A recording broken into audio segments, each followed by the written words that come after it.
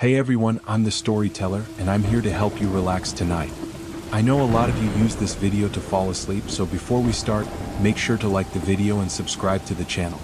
Also, tell me in the comments, where are you from and what time is it there? Now get comfortable, take a deep breath, and just relax. The figure in the doorway. This happened 3 months ago and I still can't sleep without checking every lock twice. I'm 24 and I live in a small apartment in Portland, Oregon. I work as a night shift security guard at a local mall, which means I'm usually getting home around 6 a.m. when the sun is just starting to come up. This particular morning, though, everything went wrong, and I honestly think I'm lucky to be alive to tell this story. I've been working security for about 2 years now, and you get used to the weird hours. After a while, my body adjusted to sleeping during the day and being awake all night. The mall I work at isn't huge, but it's not small either. We have about 80 stores, and my job is basically to walk around, make sure no one's breaking in, and respond to any alarms that go off. Most nights are boring as hell. I listen to podcasts, walk my rounds, and drink way too much coffee.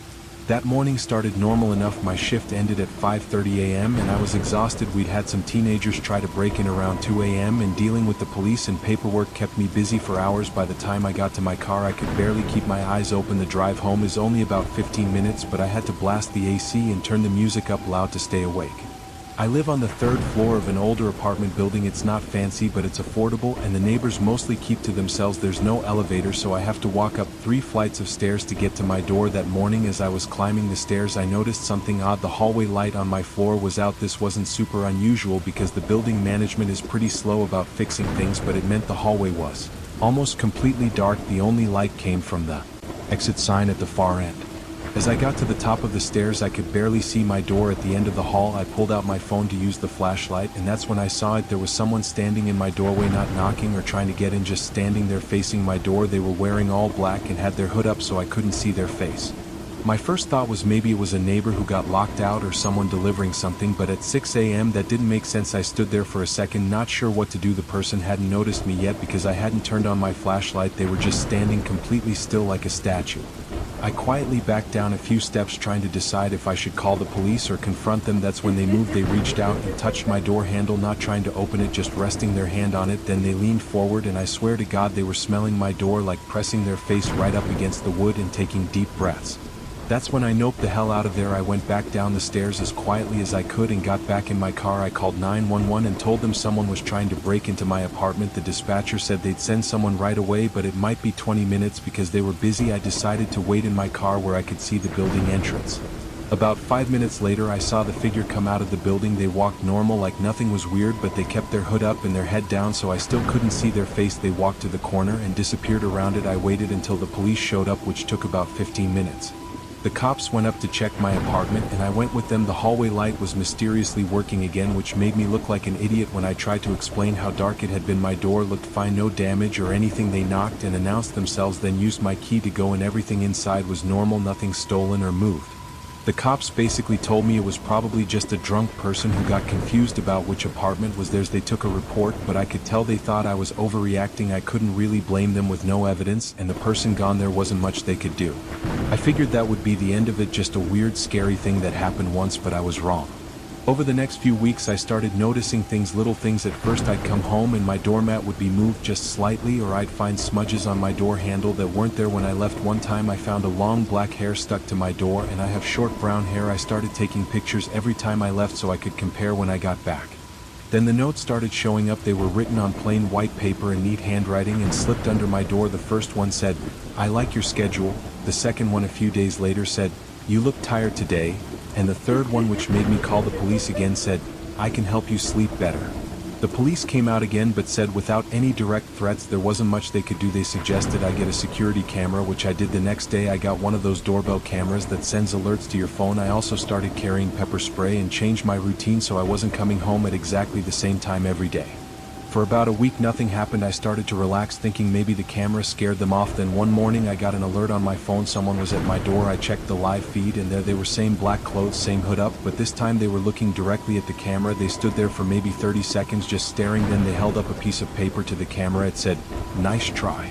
I called the police again, and this time they took it more seriously. Having video evidence helped. They said they'd increase patrols in the area and suggested I stay somewhere else for a few days. I packed a bag and went to stay with my friend Marcus, who lives across town. The first night at Marcus's place I finally got some decent sleep. I'd been running on adrenaline and coffee for days and my body just crashed. I slept for like 12 hours straight. When I woke up I had dozens of alerts on my phone from my doorbell camera.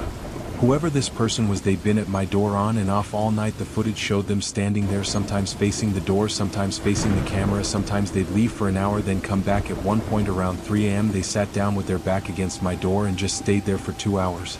I took all the footage to the police station. This time I talked to a detective named Sarah Chin who actually seemed to care. She said the behavior was escalating and they were taking it seriously. She asked me tons of questions about anyone who might have a grudge against me, any ex-girlfriends or boyfriends, anyone I'd had conflicts with at work, but I couldn't think of anyone. Detective Chin said they'd have an officer stationed near my building for the next few nights and they'd try to catch the person if they showed up again. She also suggested I look into breaking my lease and moving, which honestly I'd already been thinking about. I stayed at Marcus's place for another 3 days. During that time the person showed up at my apartment every single night, always between 2 a.m. and 6 a.m. They never tried to break in or damage anything, just stood there or sat by the door. Sometimes they'd bring things and leave them: a dead flower, a photo of my building taken from across the street, a key that didn't fit any lock I owned. On the fourth night the police finally caught them. I got a call from Detective Chin around 4 a.m. saying they had someone in custody and could I come identify them. I was nervous as hell driving to the station. Part of me wanted to know who had been stalking me, but part of me was terrified to find out. When I got there they brought me to a room with one-way glass. The person on the other side was a woman probably in her 30s with long black hair and the palest skin I'd ever seen. She was still wearing the black hoodie, but they'd made her put the hood down. I'd never seen her before in my life. Detective Chin asked if I recognized her and I said no. She said the woman's name was Rachel Morrison and she lived in my building 2 floors up, apartment 5B. She'd been off her medication for several months and had developed an obsession with me after seeing me in the hallway. According to what Rachel told them, she believed I was sending her messages through my footsteps. She could hear me walking in the stairwell when I came home each morning and became convinced I was walking in a special pattern just for her. She thought we were in a relationship that existed only through these secret communications. The doorway thing was her way of being close to me. She said my door smelled like me and standing there made her feel connected. She never intended to hurt me, she just wanted to be near me. The notes and items were gifts to show she understood our connection. It was honestly one of the most disturbing things I've ever heard. This woman had created an entire fantasy relationship with me based on hearing my footsteps. I felt bad for her because clearly she was sick, but I was also terrified knowing she'd been living just 2 floors above me this whole time. Rachel was charged with stalking and harassment. The detective said she'd likely be required to get psychiatric treatment and there would be a restraining order keeping her away from me. They couldn't force her to move out of the building, but her family was already making arrangements to have her stay with them in another state. I went back to my apartment the next day to get more clothes and important stuff. The building manager had finally fixed the hallway light. Apparently it had been broken for weeks, but no one had reported it. I packed everything I could fit in my car and officially moved in with Marcus while I looked for a new place. It took me about a month to find a new apartment. This time I chose a building with better security, controlled access doors, cameras in the hallways, and an actual responsive management company. I also switched to day shift at work, which meant taking a pay cut, but I didn't care. I needed to feel safe again. The thing that still messes with me is how long it might have been going on before I noticed. Detective Chin said Rachel had probably been watching me for months, learning my schedule, figuring out when I left and came home. She'd been standing in that dark hallway who knows how many times before the light burnt out and I finally saw her. I still have nightmares about it. Sometimes I'll dream I'm walking up those stairs and she's there in the doorway, but in the dreams when she turns around she has no face, just smooth skin where her features should be. I wake up in a cold sweat and have to check all the locks even though logically I know she's gone. Marcus says I'm paranoid now and maybe I am. I installed extra locks on my new apartment door. I have cameras covering every angle of my entrance and I never take the same route home 2 days in a row. I check behind me constantly when I'm walking and I can't help but tense up whenever I see someone in a black hoodie. The detective called me a few weeks ago to update me. Rachel is getting treatment and seems to be doing better with medication. She's living with her sister in California and as far as they know she hasn't tried to contact me or come back to Oregon. That should make me feel better, but it doesn't really. I think the worst part is how random it was. I didn't do anything to attract her attention, didn't lead her on or give mixed signals. I just existed in the same building and walked up the stairs at the same time each day, and somehow that was enough for her brain to create this whole elaborate delusion. It makes me wonder how many other people are out there like that. How many times have I walked past someone who's created some fantasy about me in their head? How many people are standing in dark hallways right now watching and waiting and building up stories about strangers they've barely met? I know I can't live my whole life being scared, but I also can't go back to how I was before when I thought the world was basically safe and people were basically predictable. Now I know there are people out there whose minds work in ways I can't understand, who can look at a stranger and see whatever their broken brain tells them to see. I still work security, but I'm hoping to find something else soon, maybe an office job where I can work from home most days, somewhere I don't have to walk dark hallways or empty parking lots, somewhere I can control who has access to me. If you take anything from my story, let it be this: trust your gut. If something feels wrong, it probably is. Don't worry about being rude or overreacting. Your safety is more important than being polite. And if you see someone standing in your doorway at 6 a.m., don't try to be a hero, just get out of there and call for help. Because you never know what's going on in someone else's head. You never know what story they've created about you or what they think your relationship is. All you can do is protect yourself and hope that the people who need help get it before they hurt someone. I still think about Rachel, sometimes wonder if she's really getting better or if she's just learned to hide it better. I wonder if she thinks about me, if she still believes we had something special, or if the medication has cleared away those delusions. I hope for both our sakes that she's moved on, but I'll never know for sure, and that uncertainty, that not knowing, is almost as bad as the stalking itself. The last delivery.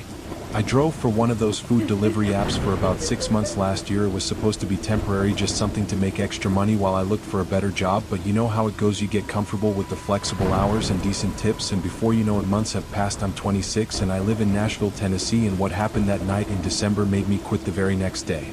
Delivering food isn't a bad gig. Most of the time you pick up the order, drive to the address, drop it off, and move on to the next one. I like driving around the city at night, listening to music and podcasts. The money wasn't amazing, but it was enough to pay my bills, and I could work whenever I wanted. Some nights I'd make $150 in 5 or 6 hours, which isn't bad for driving around.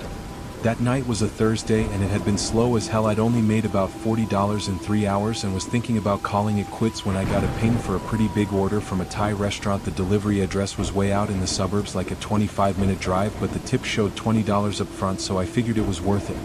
The pickup went fine. The restaurant had the order ready and it was a lot of food, probably $80 worth. I loaded it into my insulated bags and put the address into my GPS. It was taking me to one of those new developments on the edge of town where they're building tons of identical houses. I'd delivered out there a few times before and it was always a pain because the street names were all similar and house numbers were hard to see at night. As I drove out there, I noticed the weather was getting weird. It had been clear when I started my shift, but now fog was rolling in thick and heavy. By the time I got off the highway, I could barely see 20 feet in front of my car. I had to slow way down and really focus on the road. The fog made everything look strange and unfamiliar, even though I'd been to this area before. The GPS took me deeper into the development, past the finished houses with lights on and cars in the driveways. The streets got darker and I realized I was in the section that was still under construction. Half-built houses stood like skeletons in the fog, their wooden frames exposed, no street lights, yet just the occasional construction light that made weird shadows. I double-checked the address because this didn't seem right. Who orders food to a construction site? But the pin on the map showed I was going to the right place. The house number was 4847, and according to the GPS I was almost there. I turned onto what the app said was the right street, though the street sign was missing. The road was unpaved, just gravel and dirt. My car bumped along as I drove slowly, looking for house numbers. Most of the lots were empty or had just the foundation poured. Finally, I saw a house that looked more complete than the others. It had walls and a roof, though no siding, yet there was a temporary construction number spray painted on a piece of wood, 4847. This had to be wrong. Nobody lived here yet, but I could see a light inside through the glassless window openings. Not a bright construction light, but a softer glow like a lamp or candle. I parked on the street and grabbed my phone to call the customer. The app showed their name as just M, which was weird. Usually you get a full first name. I tried calling, but it went straight to voicemail. No message, just a beep. I tried again, same thing. I sent a text through the app saying I was outside with their order and asking if I had the right address. While I waited for a response, I looked at the house again, and that's when I noticed there was a car parked behind it, hidden mostly by the house, a black sedan that looked too nice to belong to construction workers. My phone buzzed with a text from the customer: "Come to the front door, please." Everything in my gut was telling me this was sketchy as hell, but I'd already driven all the way out here and $20 tips don't come along that often. I figured I'd just drop the food at the door, knock, and get out of there fast. I grabbed the bags of food and my phone, making sure my keys were easily accessible in my pocket. The walk to the front door felt longer than it was. The fog was so thick I could barely see my car behind me. The house loomed in front of me, all dark wood and empty windows. The front door was actually there, which surprised me. It was painted red and looked brand new compared to the rest of the unfinished house. I set the food down and knocked. The door opened immediately, like someone had been standing right behind it waiting. A man stood there, probably in his 40s, wearing nice clothes that seemed out of place in a construction site. He smiled, but it didn't reach his eyes. "Thank you so much for coming all the way out here," he said. "I know it's a long drive." I mumbled something about it being no problem and started to back away, but he kept talking. "I'm renovating this place myself, staying here while I work on it. The fog is something else tonight, isn't it? Makes everything look so different." He was blocking the doorway and I couldn't see past him into the house, but I could smell something weird, not the Thai food but something chemical and sharp like strong cleaning products. I took another step back. "Hey, would you mind helping me carry this inside? I've got a bad back and this is a lot of food. My hands are full." He held up his hands, but they were empty. That's when I knew I needed to get out of there immediately. I said, "Sorry, I can't, company policy," and turned to walk quickly back to my car. Behind me I heard him say, "Wait please, I really need your help," but I didn't turn around. I was speed walking, trying not to run because some part of my brain thought if I ran he'd chase me. I made it about halfway to my car when I heard the door slam behind me and footsteps on the gravel, fast footsteps. I gave up on not running and sprinted the rest of the way, fumbling with my keys. My hands were shaking so bad I dropped them and had to scramble to pick them up in the dark. The footsteps stopped suddenly and I risked a glance back. He was standing in the middle of the yard just watching me in the fog. He looked like a ghost or a shadow. I finally got my key in the door, jumped in and locked it immediately. As I started the car, he started walking toward me again, not running, just walking with purpose. I threw the car in reverse and got the hell out of there, driving way too fast on the gravel road. I didn't slow down until I was back on the paved streets with street lights and other cars around me. My heart was pounding and I was covered in sweat even though it was cold outside. I pulled into a gas station parking lot to catch my breath and figure out what to do. I should have reported it to the police, but what would I say? A customer was creepy and had empty hands. I wasn't sure that was illegal. The address turned out to be real and technically I had completed the delivery. I reported it to the app support, told them the customer made me feel unsafe and requested delivery to a dangerous location. They said they'd look into it and gave me a $5 credit for my trouble. I never heard anything else about it. But here's the thing that still bothers me. About a week later, I was scrolling through local news and saw a story about a woman who'd gone missing. Her car was found abandoned in that same development. The article said she was a real estate agent who'd gone to show a property to a client and never came home. The photo they used was from her real estate website. She was young, maybe 30, with dark hair and a bright smile. The article said she'd been missing for 3 weeks, which would have been before my delivery. The police were asking for any information about her whereabouts. I called the tip line and told them about my weird delivery experience, gave them the address and described the man. They thanked me and said they'd look into it. I watched the news obsessively for updates, but they never found her. As far as I know, she's still missing. I quit doing deliveries the next day, just couldn't do it anymore. Every time I got an order to a house I didn't know, I'd think about that night, wonder if I was driving into something bad. I found a job at a warehouse instead. The pay is actually better and I never have to go to strangers' houses. Sometimes I think about that man and what he really wanted. Why order all that food? Why try to get me inside? Was he planning something or was I just paranoid and overreacting? But then I think about that missing real estate agent and I know I made the right choice by running. I also think about how many other delivery drivers go to sketchy addresses every night, how many close calls happen that we never hear about, how many people don't listen to their gut and go inside when everything is screaming at them to leave. The app still sends me emails sometimes asking me to come back. They offer bonuses and guaranteed earnings, but I just delete them. There's not enough money in the world to make me do that job again. I'd rather be broke than end up as another missing person case that never gets solved. If you do delivery, be careful, trust your instincts. If something feels wrong, it probably is. Don't worry about the tip or the bad rating. Your life is worth more than any amount of money, and if someone with empty hands asks you to help them carry something inside, just run. The roommate's friend. I need to tell someone about this because I'm still trying to process what happened and my friends think I'm being paranoid, but I know what I experienced was real. This was about 6 weeks ago. I'm 23 and I live in a shared house in Birmingham, UK with 3 other people. We found each other on one of those roommate finding websites and for the most part it's been fine. Everyone keeps to themselves and pays rent on time. One of my housemates is this guy called James. He's around 28 and works some kind of IT job from home. He's quiet and clean, which is really all you can ask for in a housemate. We're not friends exactly, but we get along fine. Sometimes we'll chat in the kitchen or watch TV together, but mostly we just coexist peacefully. About 2 months ago, James told us his friend from university was going through a rough time and needed a place to crash for a few weeks. He asked if we'd be okay with it if his friend stayed in his room and didn't cause any trouble. We all said sure because James had never been a problem and we figured his friend would be the same. The friend's name was David, and from the moment he arrived something felt off about him. He was probably early 30s, tall and thin, with this intense way of staring at people like he was trying to see through them. When James introduced him, David shook everyone's hand but held on just a bit too long. I remember thinking his hand was weirdly cold and damp. For the first few days David barely left James's room. We'd hear them talking in there, and sometimes David would go to the bathroom, but that was it. James would bring him food and they'd eat in the room. It was weird, but I figured maybe David was depressed or something and needed space. Then David started coming out more, and that's when things got uncomfortable. He had this habit of showing up wherever you were in the house. If I was cooking in the kitchen, he'd appear and just stand in the doorway watching, not saying anything, just watching. If I asked him something, he'd take this long pause before answering, like he was choosing his words super carefully. One time I was doing laundry in the basement and turned around and he was just standing at the bottom of the stairs. I hadn't heard him come down. He said he was looking for James, but James was at work, and David definitely knew that because they lived in the same room. It felt like an excuse to follow me.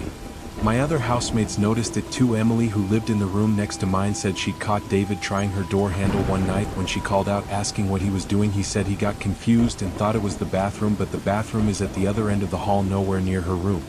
Tom, our fourth housemate, said David had been going through the bins outside. He saw him from his window one night around 3 a.m. just picking through our rubbish with a torch. When Tom confronted him the next day, David said he'd accidentally thrown away something important but couldn't explain what. We tried talking to James about it, but he got defensive, said David was going through a hard time and we should be more understanding. He said David had some anxiety issues that made him act strange sometimes, but he was harmless. We wanted to believe him because James had always been reasonable, but things kept getting worse. I started noticing my things were being moved. Nothing stolen, just moved. My books would be in a different order. My laptop would be on the other side of my desk. Little things that made me feel like someone had been in my room. I bought a lock for my door, which upset James, but I didn't care. Then one night everything came to a head. It was a Wednesday and I'd gone to bed around 11 p.m. I woke up sometime after 2 a.m. because I heard my door handle turning. Someone was trying to get in, but the lock was stopping them. I lay there frozen, listening to the handle turn one way, then the other, then stop, then try again. I grabbed my phone ready to call the police, but then I heard David's voice through the door. He was whispering, but I could make out some words. He was saying my name over and over, mixed with other stuff. I couldn't understand. It sounded like he was having a conversation with someone, but I could only hear his side of it. This went on for maybe 10 minutes, him trying the handle and whispering. Then I heard footsteps going back down the hall. I waited another hour before I felt safe enough to go check. The hallway was empty, but there were scratches on my door around the lock, like someone had been trying to pick it or force it open. The next morning I showed James the scratches and told him David had to go immediately. James tried to make excuses, said David must have been sleepwalking or confused, but I said either David left or I was calling the police. We got into a huge argument and Emily and Tom backed me up, saying David was making everyone uncomfortable. James finally agreed to talk to David about leaving, but when he went to his room, David wasn't there. His stuff was gone too, like he'd packed up and left in the night. James tried calling him, but his phone was switched off. We thought that was the end of it, but it wasn't. Over the next few days we started finding things around the house, weird things in the kitchen cupboard behind the plates. There was a notebook filled with observations about all of us, our schedules, what we ate, when we showered, stuff like that. My name appeared the most, with little drawings of eyes next to it. In the basement behind the water heater, Tom found a sleeping bag and some empty food cans, like someone had been camping down there. We checked the whole house, and in the attic we found more evidence that someone had been up there: blankets, water bottles, and worst of all, photos of us taken through windows or when we weren't looking. The photos of me were the most disturbing. There were dozens taken through my bedroom window from the garden. Some showed me sleeping, others just showed me existing in my room doing normal things. The dates on the photos went back weeks before David officially moved in. We called the police immediately. They took it seriously, especially with all the evidence we'd found. They tried to track down David, but the contact information James had for him led nowhere. The phone number was a burner, the email address bounced back. Even the university James said they'd attended together had no record of a David matching his description. It turned out James had met David online in some kind of support group for people with social anxiety. David had convinced James he was an old university friend who needed help, and James, lonely and trusting, had believed him. We don't know David's real name or where he came from or where he went. The police increased patrols in our area for a while, but nothing else happened. David never came back, or at least we never saw him again. But I couldn't stay in that house. I moved out 2 weeks later, found a studio flat that costs more, but at least I know exactly who has access to it. James felt terrible about the whole thing. He swore he had no idea David was doing any of that stuff, and I believe him. He was manipulated just like the rest of us. Where he moved out too, said he couldn't stay there knowing what had happened in his room. I still have nightmares about it. Sometimes I'll dream I wake up and David is standing in my room just watching me, or I'll dream about those photos, wondering how long he stood outside my window taking them, wondering what he was thinking, what he wanted. The worst part is not knowing why he picked our house, picked me specifically. Was it random, or was there something about us that attracted him? And where is he now? Is he doing the same thing to someone else? I've become paranoid about my privacy now. I keep my curtains closed all the time. I check my locks obsessively. I notice every strange face on the street and wonder if it's him with a different appearance. I hate that he's made me this way, that he's taken my sense of security. If you live with roommates, be careful about who they bring into your home. Ask questions, verify stories, trust your instincts if someone makes you uncomfortable, and don't let politeness override your safety, because sometimes the person sleeping down the hall is planning something you can't imagine. And always get a lock for your bedroom door. The summer camp incident. This still messes with my head even though it happened when I was 16 and I'm 28 now. I've never told anyone the full story because honestly, who would believe me? But I need to get it out there. Maybe someone else has experienced something similar. I'm living in Denver, Colorado now, but this happened at a summer camp in upstate New York where I grew up. I wasn't the kind of kid who liked summer camp. My parents both worked long hours and needed somewhere to put me for 2 weeks every July, so off I went to Camp Watauga, this place that was supposed to build character and teach outdoor skills. Really, it was just a bunch of teenagers supervised by college kids who weren't much older than us. The camp was huge, like 500 acres of forest with a lake in the middle. They had all the typical stuff: archery, wall climbing, canoeing, and these rustic cabins that probably hadn't been updated since the 1970s. Each cabin held 8 kids and 1 counselor. I was in cabin 7 with a bunch of guys I didn't really click with. They were all friends from previous years and I was the outsider. My counselor was this guy Brad, who was maybe 20 and clearly only there because it looked good on his resume for some education degree. He was always on his phone when he thought we weren't looking and basically let us do whatever as long as we showed up for meals and mandatory activities.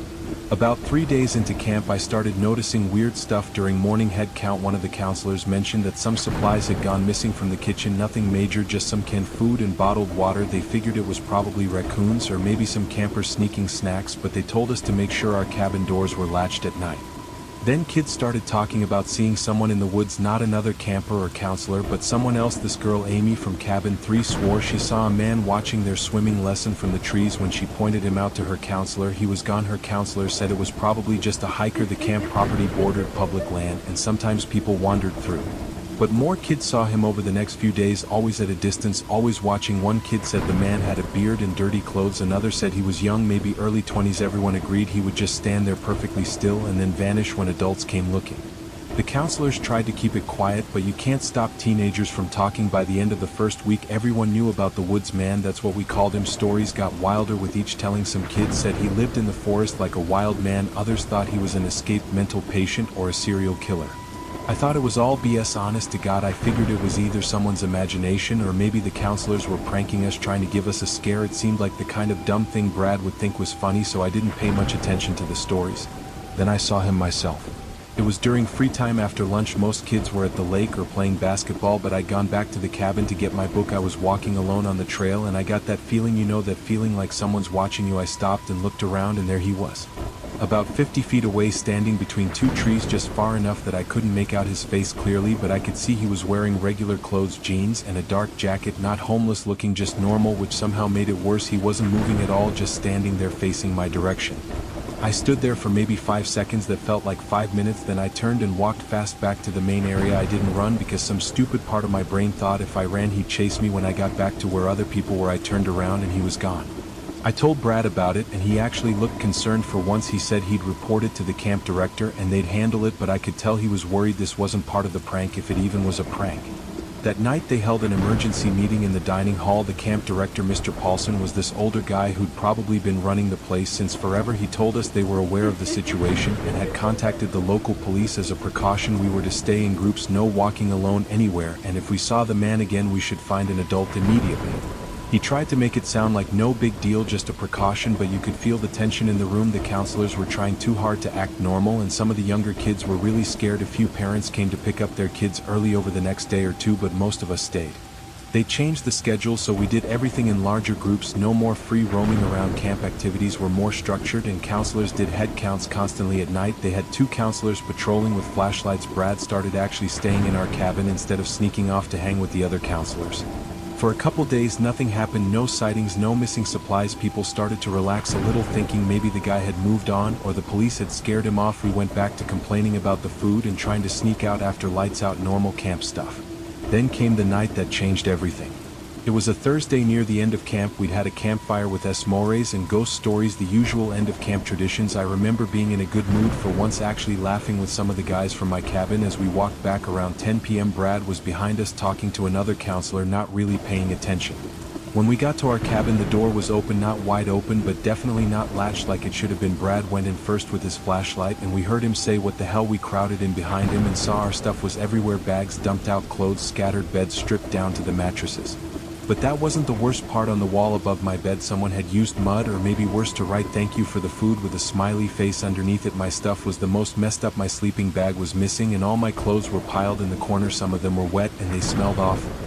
Brad hustled us out of there quick, and we spent the night in the dining hall with a bunch of other cabins while the police searched the property. They brought in dogs and everything. We could see the flashlight beams moving through the trees all night long. Most of us didn't sleep at all.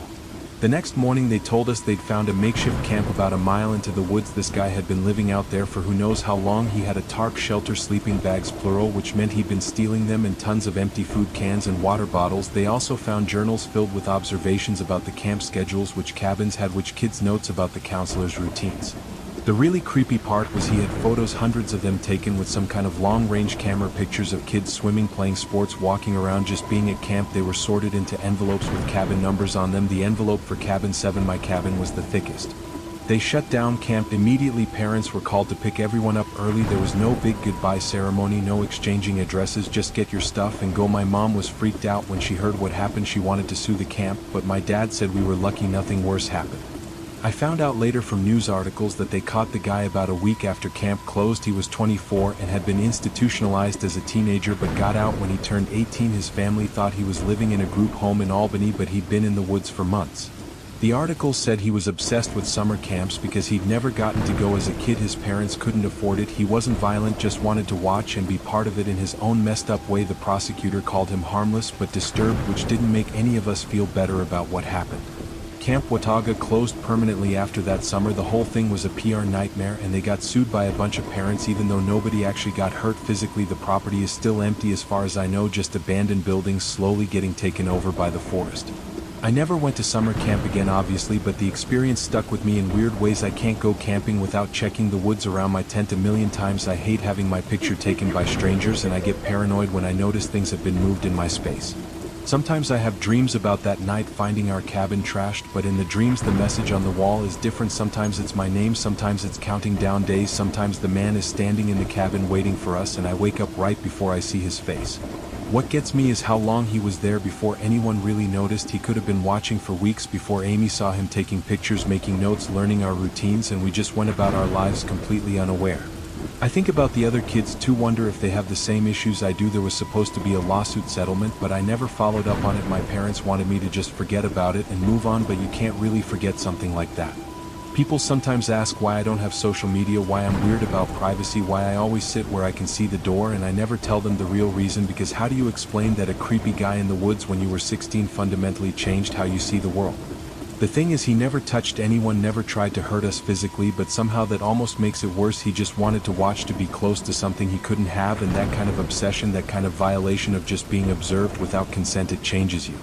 I'm married now, got a good job, normal life by all accounts, but I still think about that summer more than I should. My wife wants to send our kids to camp when they're older, and I haven't figured out how to tell her why that's never going to happen. How do you explain that camps aren't safe when statistically they probably are? I looked up the guy once a few years ago just to see what happened to him. He's in a psychiatric facility now, probably will be for a long time. Part of me feels bad for him being that lonely and disconnected from the world, but mostly I just feel angry that he took something from us that summer, even if we can't quite define what it was. If your kids go to camp, ask questions, real questions about security, about background checks, about protocols, not just the fun activities and traditions, because the people running these places, they want to believe everyone has good intentions. They want to trust that nobody would hurt kids, but sometimes that trust is dangerous. And if your kid comes home from camp different, quieter, more anxious, don't just assume they're being dramatic. Sometimes things happen that don't make the news, things that technically weren't crimes but still leave scars. Listen to them, believe them, even if the story sounds crazy. Because I guarantee you every single kid from Camp Watauga that summer has their own version of this story rattling around in their head, and most of them have never told anyone the whole truth. The night shift at the gas station. This happened when I was 19. I'm 25 now. I live in Phoenix, Arizona. It was the summer after my first year of college and I needed a job desperately. My student loans were piling up and my parents couldn't help much, so when I saw a help wanted sign at this 24-hour gas station on the edge of town, I jumped at it even though the only position available was the overnight shift from 11 p.m. to 7 a.m. The place was called Desert Stop Gas and Go. It was one of those older stations that hadn't been renovated since probably the 90s. Fluorescent lights that buzzed constantly, ancient pumps that still had the rolling numbers instead of digital displays, and a convenience store section that sold the usual chips, beer, and questionable hot dogs. The location was weird too, right where the city ended and the desert began. The nearest anything was about 5 miles away. My manager Derek hired me on the spot, which should have been my first red flag. He was this middle-aged guy who chain smoked and always looked exhausted. He gave me about 10 minutes of training, showed me how to work the register, turn the pumps on and off, and where the panic button was under the counter. Then he handed me a key and said I'd be working alone. Working alone at night didn't bother me at first. I figured I'd get a lot of studying done between customers, and the pay was actually decent because nobody wanted to work those hours. The first couple weeks were fine, mostly truckers filling up, some drunk people buying more beer, and the occasional cop stopping for coffee. I'd sit behind the bulletproof glass reading my textbooks and everything was cool. Then this regular started coming in. He was probably in his 40s, average-looking guy wearing work clothes like he just got off a construction job. The first time he came in was around 2 a.m. on a Tuesday. He bought a pack of cigarettes, paid with exact change, and left. Normal transaction, except he stood at the counter for way too long after I gave him his change, just staring at me through the glass. When I asked if he needed anything else, he smiled and said no, just thinking. He came back the next night, same time, bought cigarettes again, but this time he tried to make conversation, asked my name, where I was from, if I was in school, normal questions, but something about the way he asked them felt off, like he was filing away every answer. I kept my responses short and he eventually left, but not before standing at the counter again, just staring. By the end of the week he was coming in every single night, always around 2 a.m., always buying one pack of cigarettes, always trying to chat. Sometimes he'd ask personal questions like if I had a boyfriend or where I lived. I started lying, making up fake answers, but he'd just nod like he knew I was lying and found it amusing. I told Derek about the creepy customer, but he just shrugged and said weird people come in at night as long as they're paying customers and not causing trouble. There wasn't much we could do. He reminded me about the panic button and said to call the cops if I felt threatened, but the guy hadn't technically done anything threatening yet. After about 3 weeks of this, the guy's visits started getting longer. He'd buy his cigarettes, then browse the store for 20 or 30 minutes, picking up items and putting them back down, circling the same aisles over and over. I could see him on the security monitors, and he'd always position himself where he could watch me through the gaps in the shelves. One night he brought a coffee to the counter along with his cigarettes. As I rang him up, he said, "You know, Sarah, I've been thinking about you a lot." I hadn't told him my real name, but Sarah was the fake name I'd given him. My skin crawled, but I just said that'll be 8.50, trying to keep things professional. He slid a $20 bill under the glass, and when I went to give him change, he said, "Keep it, you work so hard all alone here at night, must get scary sometimes." I insisted on giving him his change, and he finally took it, but before he left he leaned close to the glass and said, "You shouldn't lie to people, Michelle, especially people who care about you." Michelle was my actual name, and I'd never told him that. I must have gone white because he smiled wider and said, "Good night, Michelle, see you tomorrow." After he left, I called Derek in a panic, told him the guy knew my real name somehow and was making threats. Derek said knowing someone's name isn't a crime, and unless the guy actually threatened me, there was nothing he could do. He said I could quit if I wanted, but good luck finding another job that paid this well. I needed the money, so I stayed, but I started carrying pepper spray and kept my phone ready to dial 911. The next night I waited for him to show up at 2 a.m., but he didn't come. I thought maybe Derek had actually done something, or maybe the guy had gotten bored, but I was wrong. He showed up at 4 a.m. instead, said he wanted to surprise me, mix things up a little. This time he didn't buy anything, just stood at the counter trying to talk to me. I kept telling him I was busy, needed to do inventory, but he wouldn't leave. Finally, after about an hour, he said he brought me something and pulled out a photo.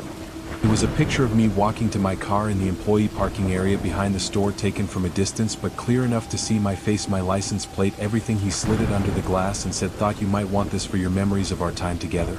That's when I hit the panic button and called 911, told them I had a stalker in the store who was threatening me. The guy heard me make the call and just laughed, said, "I'll see you soon, Michelle," and walked out calm as could be.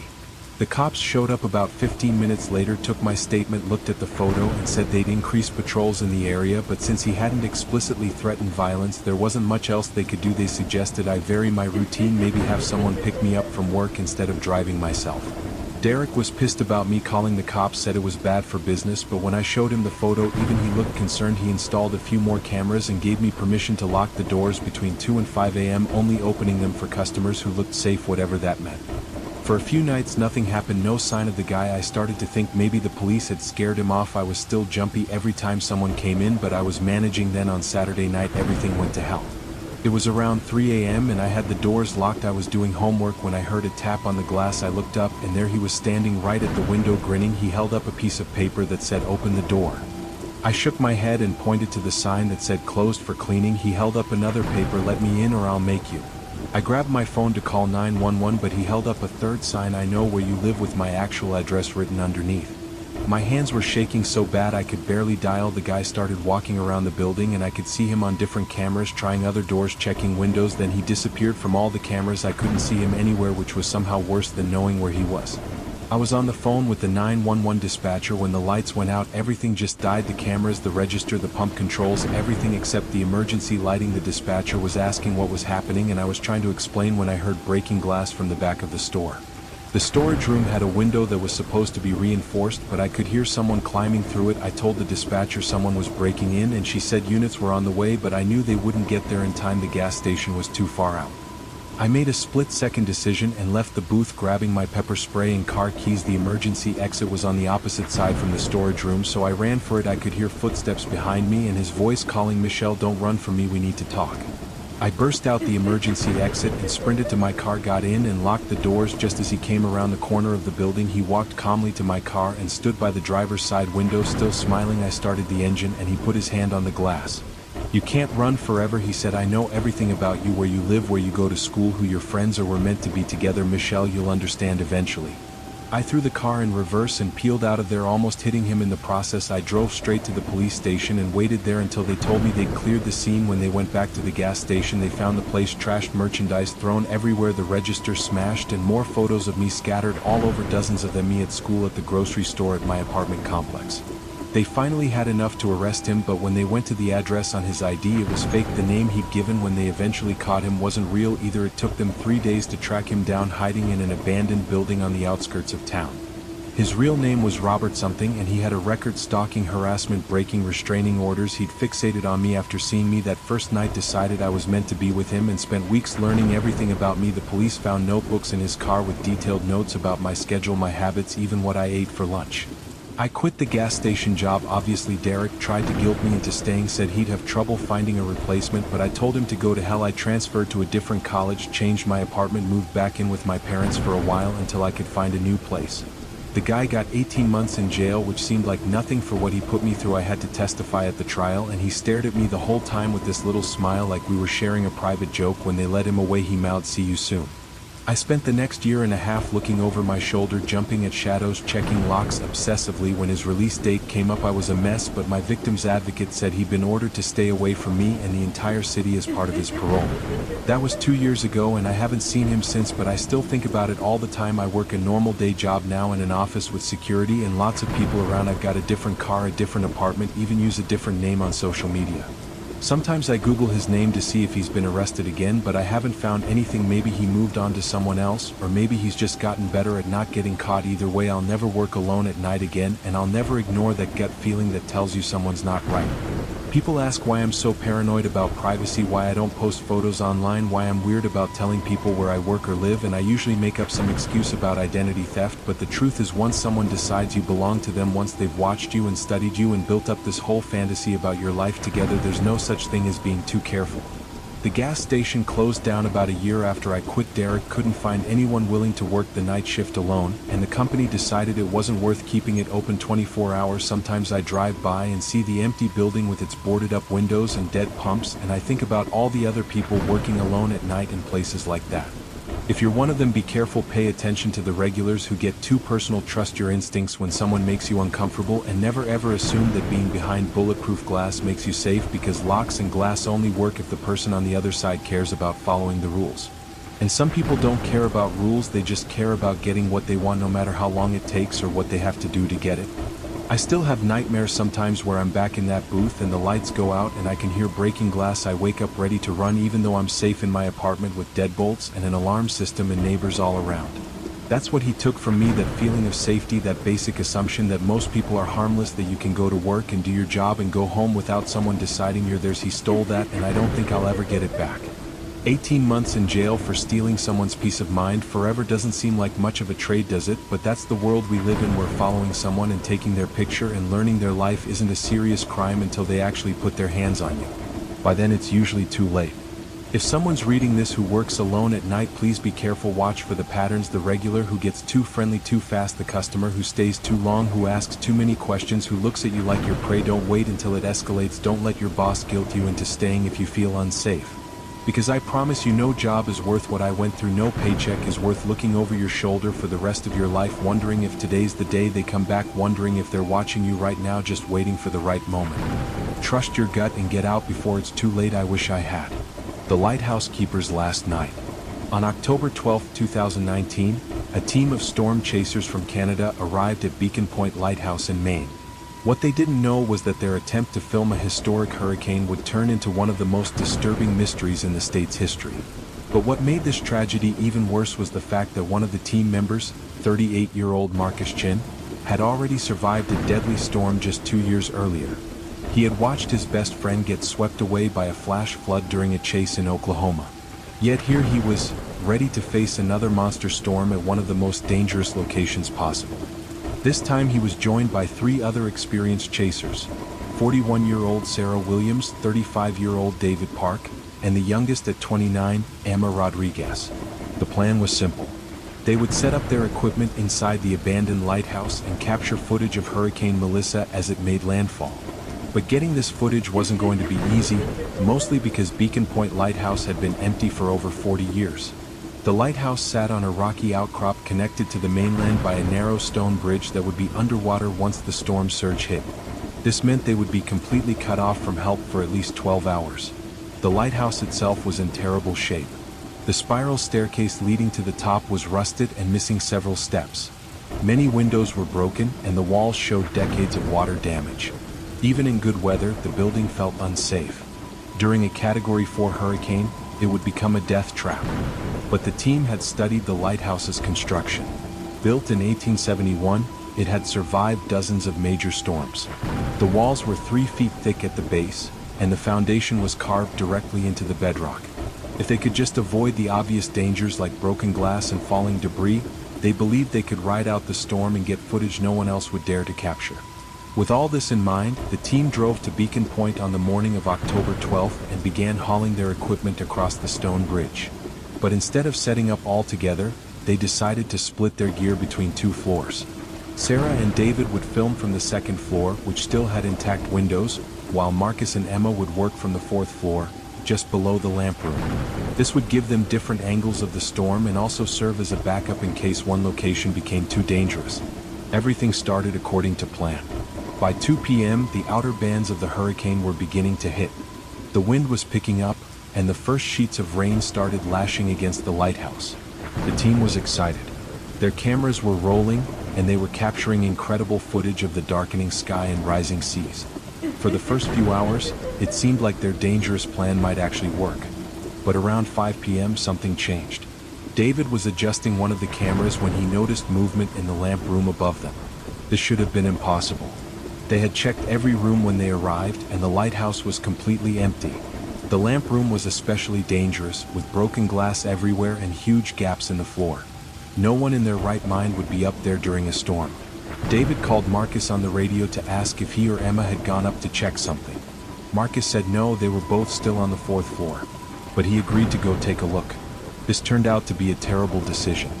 Marcus climbed the rusted ladder to the lamp room and pushed open the heavy metal door.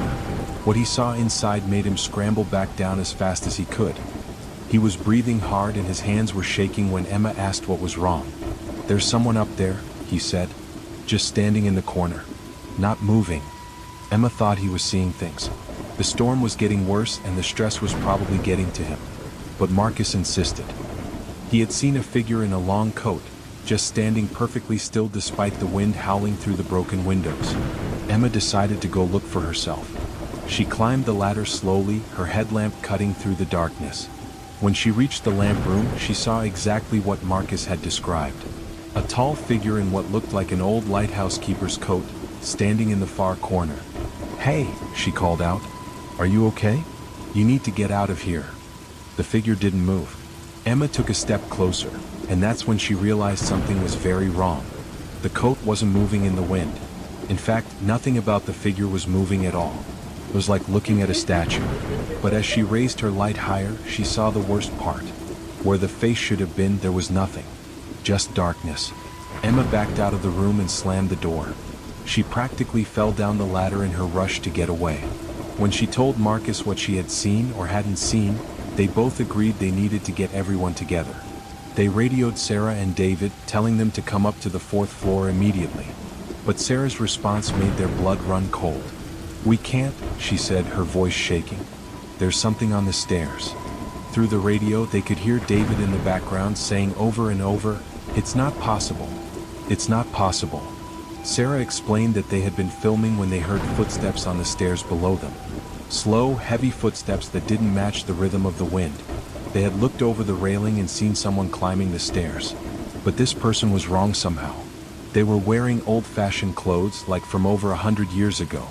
And they were climbing the stairs backwards, never turning around, just steadily moving up step by step. The team was trapped. Marcus and Emma couldn't go up because of the figure in the lamp room. Sarah and David couldn't come down because of whoever was on the stairs. And outside, Hurricane Melissa was reaching its peak. The stone bridge was now completely underwater. Even if they wanted to leave, there was no way out. That's when the lights started. Not electric lights. The lighthouse had no power. These were different. A cold, blue light began emanating from the lamp room above. It pulsed slowly like a heartbeat. With each pulse, they could hear something else. Whispers. Hundreds of voices all talking at once, but too quiet to make out the words. Marcus made a decision. They needed to stick together. He told Sarah and David to climb out their window and use the maintenance ladder on the outside of the lighthouse to reach the 4th floor. It was incredibly dangerous with the hurricane winds, but staying separated seemed worse. Sarah went first. The wind nearly pulled her off the ladder twice, but she made it. David followed, moving even slower, testing each rusted rung before putting his weight on it. They had just pulled David through the window when everything went dark. Not just the normal darkness of the storm, but a complete absence of light. Their flashlights stopped working. Their cameras shut off. Even the blue glow from above vanished. In that darkness, they heard the metal door to their room creak open. Emma screamed. Marcus reached for her in the dark but grabbed nothing but air. David was shouting something about the stairs, about how the footsteps were getting closer. Sarah was the only one who stayed quiet, and that silence was somehow worse than the screaming. Then, as suddenly as it had gone, the light returned. But the room was different now. Marcus was alone. The others were simply gone. No signs of struggle, no broken windows they could have fallen through. Just empty space where 3 people had been standing seconds before. Marcus did the only thing he could think of. He ran. He burst out of the room and practically threw himself down the stairs. He didn't care about the backwards walking figure or the thing in the lamp room. He just needed to get out. He reached the ground floor and found the door. The storm surge had flooded the entrance, and he had to swim to reach the stone bridge. The waves were massive, and the current tried to pull him out to sea, but somehow he made it to the mainland.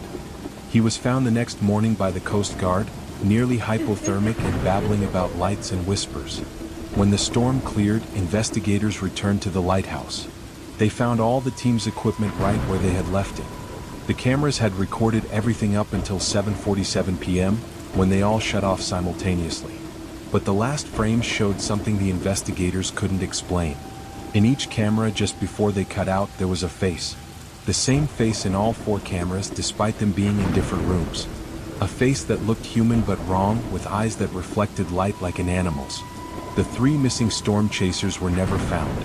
The official report blamed the hurricane, suggesting they were swept out to sea. But Marcus knew better. He knew they were still in that lighthouse, somewhere in the darkness between the walls, adding their whispers to whatever had been waiting there for over a century. The mountain that shouldn't exist. Just 3 years later, an expedition into the Himalayas would face an even more unexplainable horror.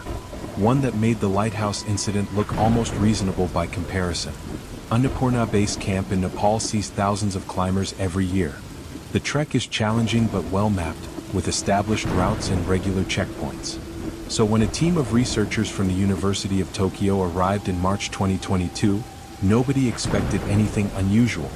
The team was led by Dr. Hiroshi Tanaka, a 52-year-old geologist who had spent decades studying mountain formation.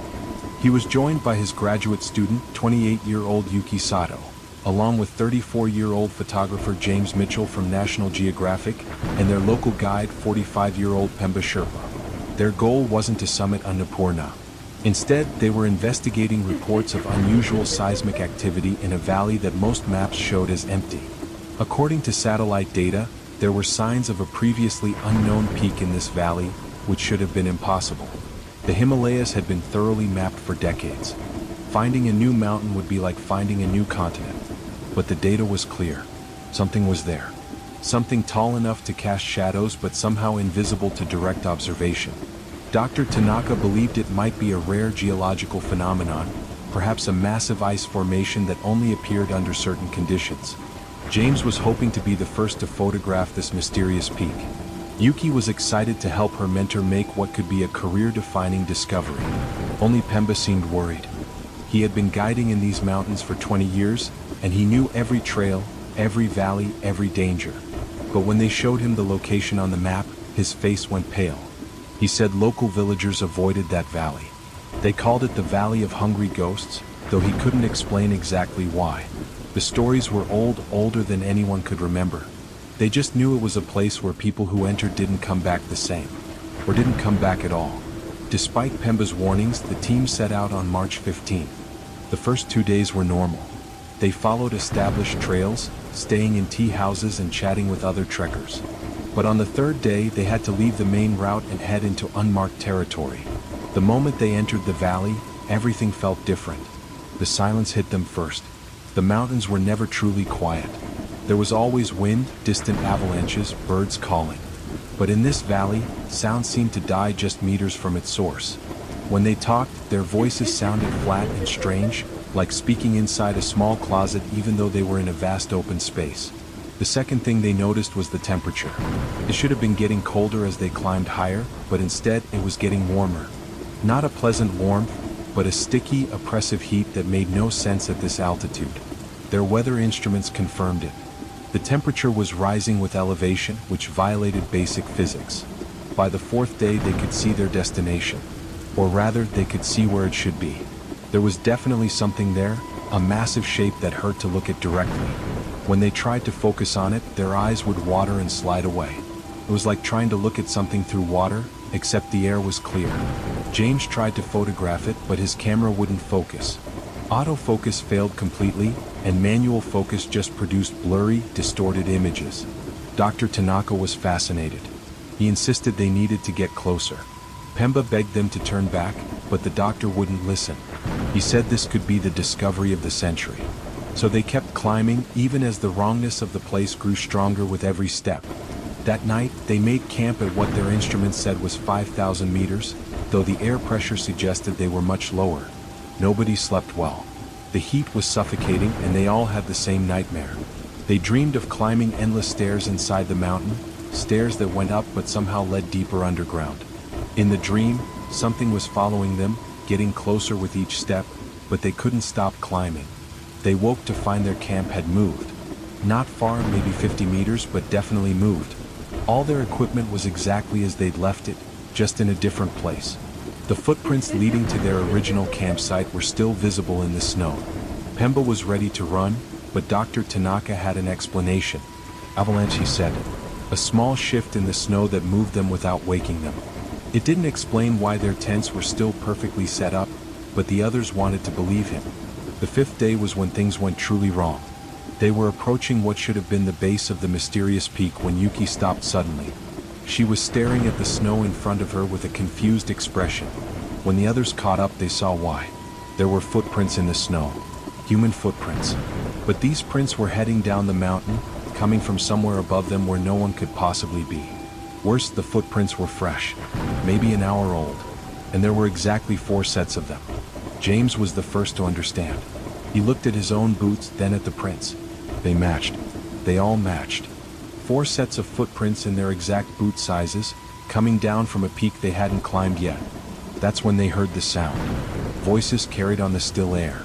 Their own voices having a conversation they hadn't had yet. The words were muffled, but they could hear Dr. Tanaka saying something about temporal distortion, and Yuki responding with a laugh that turned into a scream. Pemba didn't wait to hear more. He turned and ran down the mountain. The others should have followed, but Dr. Tanaka was transfixed. He pulled out his instruments and started taking readings, muttering about impossible energy signatures and folded space-time. James was frantically trying to record the voices, though his equipment kept malfunctioning. Only Yuki seemed to realize the danger they were in. She grabbed Dr. Tanaka's arm and tried to pull him away, but he shook her off. He pointed up the mountain where the mysterious peak should have been. Except now they could see it clearly. It wasn't a mountain at all. It was a structure. Massive, ancient, and definitely not natural. It looked like a pyramid, but with too many sides, angles that hurt to perceive. And it was moving. Not quickly, but definitely moving, rotating in dimensions the human eye couldn't properly process. That's when Dr. Tanaka started laughing. Not a happy laugh, but the broken sound of a mind trying to process something it couldn't understand. He walked toward the structure, ignoring Yuki's pleas to stop. James followed, his camera raised, determined to document whatever this was. Yuki had to make a choice. Follow them or flee. She chose to follow. She couldn't leave them behind. But as they climbed higher, the world became increasingly wrong. Time stuttered and jumped. She would take a step and find herself 10 meters ahead. Then 10 meters back. The sun moved backwards across the sky, then forwards again. Her watch showed hours passing in seconds, then seconds stretching into hours. They reached what seemed to be an entrance, though it might have been an exit. Or both. Or neither. The opening shifted and changed as they watched, sometimes a door, sometimes a mouth, sometimes just a hole in reality. Dr. Tanaka walked through without hesitation. James followed, still filming. Yuki stood at the threshold, every instinct screaming at her to run. Then she heard her own voice from inside. Not an echo, but herself, speaking words she hadn't said yet. "Don't come in. Please don't come in.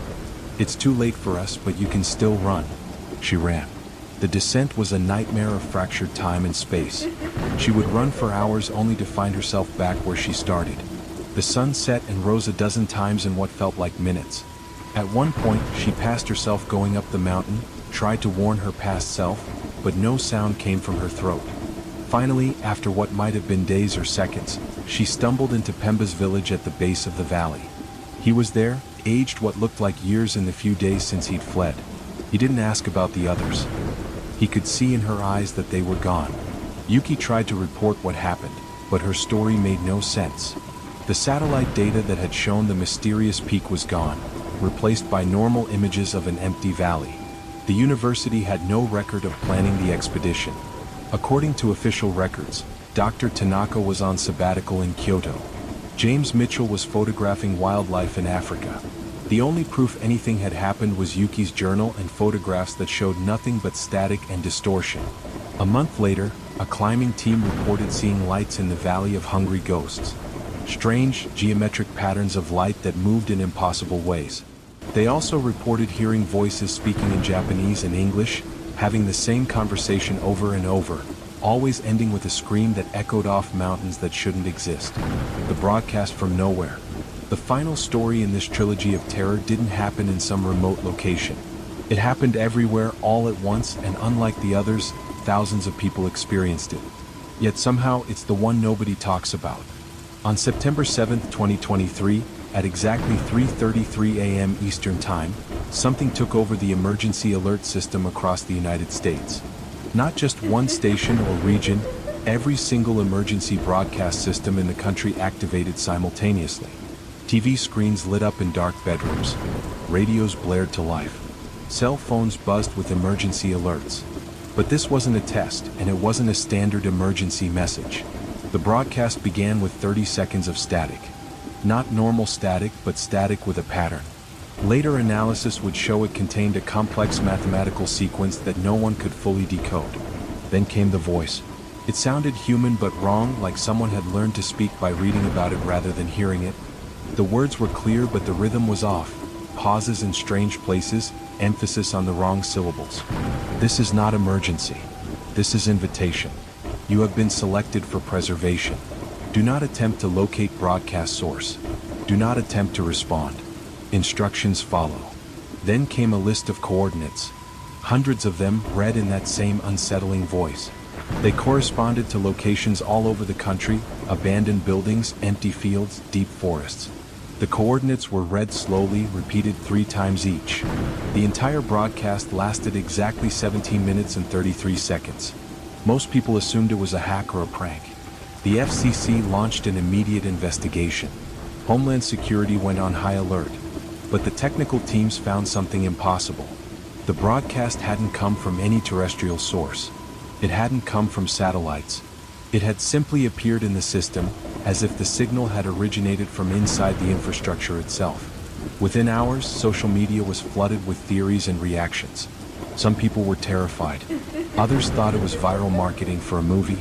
But a small percentage of people had a different reaction. They felt compelled to visit the coordinates. They couldn't explain why, but they needed to go.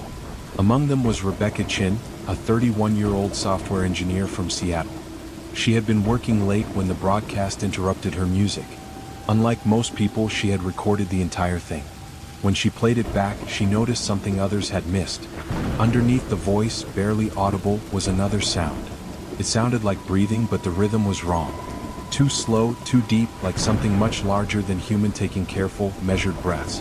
The coordinates nearest to her led to an abandoned paper mill about 2 hours outside the city. Rebecca knew she shouldn't go. Every logical part of her brain said it was dangerous, potentially a trap. But the compulsion was overwhelming. She had to see what was there. She wasn't alone. When she arrived at the mill at dawn, there were already a dozen cars in the overgrown parking lot. People stood around in small groups, all looking confused and slightly embarrassed. They ranged from teenagers to elderly folks, all drawn by the same inexplicable need. Among them was Michael Torres, a 44-year-old history teacher from Portland, and Janet Park, a 26-year-old nurse from Tacoma. They had both driven through the night to reach this place. None of them knew why they were there, but they all felt the same thing, that something important was about to happen. At exactly 7 a.m., everyone's phone buzzed simultaneously. A new message, this time just text. Enter building. Proceed to lower level. Do not bring lights. Do not bring weapons. Do not bring recording devices. Come as you are. Most people left at that point. The compulsion wasn't strong enough to override basic self-preservation. But Rebecca, Michael, Janet, and 4 others stayed. They entered the mill together, using their phones as flashlights despite the message saying not to bring lights. The building was exactly what you'd expect: rusted machinery, broken windows, graffiti on the walls. Nothing special. Nothing that explained why they were there. They found stairs leading down. The paper mill shouldn't have had a basement. It was built on marshy ground where basements would flood. But the stairs were there, concrete and recent looking, descending into darkness. As they went down, their phones began to malfunction. Screens flickered, batteries drained rapidly. By the time they reached the bottom, every device was dead. The basement was wrong. It was too big, extending far beyond the footprint of the building above. The walls were smooth concrete with no visible seams or joints. The air smelled like ozone and something else, something organic and unfamiliar. And it wasn't dark. A dim phosphorescent glow came from the walls themselves, just enough to see by. They walked forward because there was nowhere else to go. The corridor stretched ahead, unchanging for what felt like miles. Nobody spoke. The silence was so complete that their footsteps sounded like gunshots. After what might have been an hour of walking, they reached a room. It was circular and vast, the ceiling lost in darkness above. In the center was something that shouldn't exist. It looked like a tree, but made of metal and glass and materials they couldn't identify. It pulsed with the same phosphorescent light, and with each pulse they heard the breathing from the broadcast. Not from the tree, but from everywhere, as if the room itself was alive. Around the tree were pods. Hundreds of them, maybe thousands, arranged in perfect concentric circles. Most were empty, but some were occupied. Through the translucent surfaces, they could see people inside. Not dead, but not quite alive either. Suspended in some kind of fluid, connected to the tree by organic-looking cables. That's when they noticed the others. People were walking between the pods, but they moved wrong. Too smooth, too synchronized, like they were all controlled by the same puppeteer. They wore normal clothes, but their faces were blank, expressionless. One of them approached the group. "You have responded to the invitation," it said in that same wrong voice from the broadcast. "Preservation is offered. Current iteration of species has reached terminal point. New iteration prepared. You may choose preservation or termination. Decision must be immediate. Michael was the first to run. He turned and sprinted back the way they came. The others followed, all except one. Thomas Brennan, a 55-year-old mechanic who had driven from Spokane, stayed behind. Later, the others would remember seeing him walk toward one of the empty pods with the same smooth, synchronized movement as the blank-faced people. The run back was a nightmare. The corridor seemed longer, the air thicker. Behind them, they could hear footsteps following at a measured pace. Not running, just walking, but somehow always the same distance behind no matter how fast they ran. When they finally reached the stairs, they climbed them 3 at a time, bursting out into the morning sunlight like drowning people breaking the surface. Their cars wouldn't start. Their phones were permanently dead. They had to walk to the nearest town, where they discovered something that made no sense. According to everyone else, they had been gone for 30 seconds. They had entered the mill and come out half a minute later, looking terrified. But for them, hours had passed in that underground space. They tried to report what they had seen, but who would believe them? The authorities found no basement in the paper mill. No stairs leading down. Nothing but an empty building slowly returning to nature. The only evidence anything had happened was the fact that across the country, 1,427 people had gone missing after the broadcast. All had visited the coordinates. None had returned. The FCC never found the source of the broadcast. The investigation was quietly closed after 6 months. Officially, it was labeled as the most sophisticated hack in history, perpetrator unknown. Unofficially, those who had seen the truth knew better. They knew something was beneath the surface of the world, something that had extended an invitation to humanity. And they knew that Thomas Brennan and 1,426 others had accepted. Rebecca, Michael, and Janet stayed in touch. They met every month, needing to be around others who had seen what they had seen. They noticed changes in themselves. They could sense things others couldn't. They knew when storms were coming days in advance.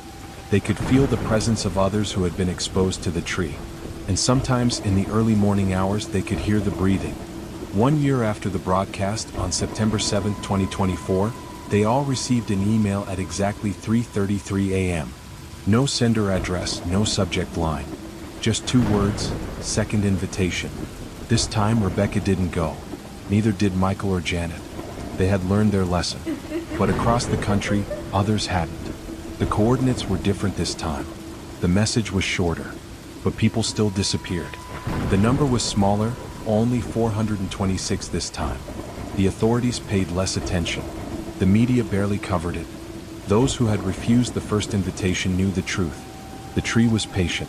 It would keep sending invitations, keep offering preservation until enough people accepted. Or until there was no one left to refuse. But wait, there's one more thing about these 3 stories. One detail that connects them all. You see, I've been researching these incidents for the past 2 years. I've interviewed survivors, analyzed evidence, traced patterns. And I've found something that should be impossible. In the lighthouse footage, just before the cameras cut out, there's a reflection in a window. It shows a mountain that shouldn't be visible from the main coast. A mountain with too many sides. In Yuki's distorted photographs from the Himalayas, buried in the static, there's a pattern. When enhanced and decoded, it shows a map. The map leads to Beacon Point Lighthouse. And in the coordinates from the emergency broadcast, 2 locations stand out. One is an abandoned paper mill. The other is a valley in the Himalayas that most maps show as empty. These aren't 3 separate incidents. They're 3 pieces of something bigger. Something that exists in the spaces between our reality. Something that's been testing us, probing our responses, learning our weaknesses. I thought understanding the connection would help. I thought knowledge would provide protection. But last night I found something that changed everything. In my research, I discovered that each incident happened exactly 1,427 days apart. And if the pattern continues, the next one is due tomorrow. I should stop researching. I should delete my files and pretend I never found these connections. But I can't. Because this morning, I woke up to find a message on my computer. Not an email or a file, just text appearing on my screen. Thank you for your interest. Your research has been noted. You are invited to witness the convergence. Coordinates to follow. I'm writing this down because someone needs to know. If I disappear, if I become another missing person in this growing pattern, at least there will be a record. But even as I type, I can feel the compulsion growing. The need to know, to understand, to see what connects these horrors. The coordinates just appeared. They lead to a place I recognize. It's the town where Rebecca Chin lives. The town where the emergency broadcast survivors meet every month. The town that's exactly equidistant from a lighthouse in Maine, a valley in the Himalayas, and an abandoned paper mill. I know I shouldn't go. I know this is how the others disappeared. But the breathing has started. I can hear it getting closer. And somewhere, in a space between spaces, something is waiting for its collection to be complete. If you're reading this, it means I went. It means I couldn't resist the invitation. Don't look for me. Don't investigate the connection. And whatever you do, if you ever hear breathing that isn't quite human, if you see a mountain where no mountain should be, if you receive coordinates in the middle of the night, don't follow them. Some invitations should never be accepted. Some questions should never be answered. And some stories, no matter how much we want to understand them, should remain unfinished. But you'll investigate anyway, won't you? Just like I did. Just like they all did. Because that's what we do. We see darkness and we walk toward it. We hear warnings and we ignore them. We find mysteries and we must solve them. The breathing is getting louder now. It's almost time. I can see shadows moving in patterns that don't match anything in my room. My computer screen is showing places that don't exist, times that haven't happened yet, faces of people who responded to invitations they should have refused. This is my last entry, my last warning, my last chance to tell you that some stories don't end. They just wait for the next person to walk into them. Don't be that person, but you will be. They always are. The cabin watcher. I never thought I'd be one of those people with a story that sounds too crazy to be real, but here we are. This happened about 8 months ago during what was supposed to be the most relaxing time of my life. I had just finished my master's degree at the University of Michigan and landed a decent job that wouldn't start until September. It was early June, and for the first time in years, I had absolutely nothing to do. No assignments, no deadlines, no stress. Just pure freedom. But honestly, having that much free time was driving me insane. I'm the type of person who needs to stay busy, you know? Sitting around my apartment in Ann Arbor for weeks on end was making me feel completely useless. My friends were either working their summer jobs or had already moved back home, so I was pretty much alone with way too much time to think. That's when my dad called me up with what seemed like the perfect solution. His older brother Tom owned this cabin up in northern Michigan, right on the edge of a massive forest. Tom had been having some issues with vandals lately. Apparently some teenagers had been breaking into empty cabins in the area and trashing them. He needed someone to house sit for a couple weeks while he was visiting his daughter in Colorado. The pay wasn't amazing, but it came with free room and board, plus I'd get to spend 2 weeks in the middle of nowhere with nothing but books and hiking trails. It sounded like exactly what I needed to clear my head before starting my new job. The cabin itself was about 3 hours north of Ann Arbor, tucked away on this winding dirt road that seemed to go on forever. When I finally found the place, I was pretty impressed. It wasn't huge or anything, but it had that perfect rustic cabin vibe: log walls, a stone fireplace, and a wraparound porch that looked out over the trees. The nearest neighbor was probably half a mile away, and you couldn't even see their house through all the pine trees. Uncle Tom had left me a list of simple tasks. Check the property once a day, make sure no windows were broken, keep an eye out for any suspicious activity. Pretty straightforward stuff. He also mentioned that if I needed anything, there was a small town called Pine Ridge about 15 minutes down the main road.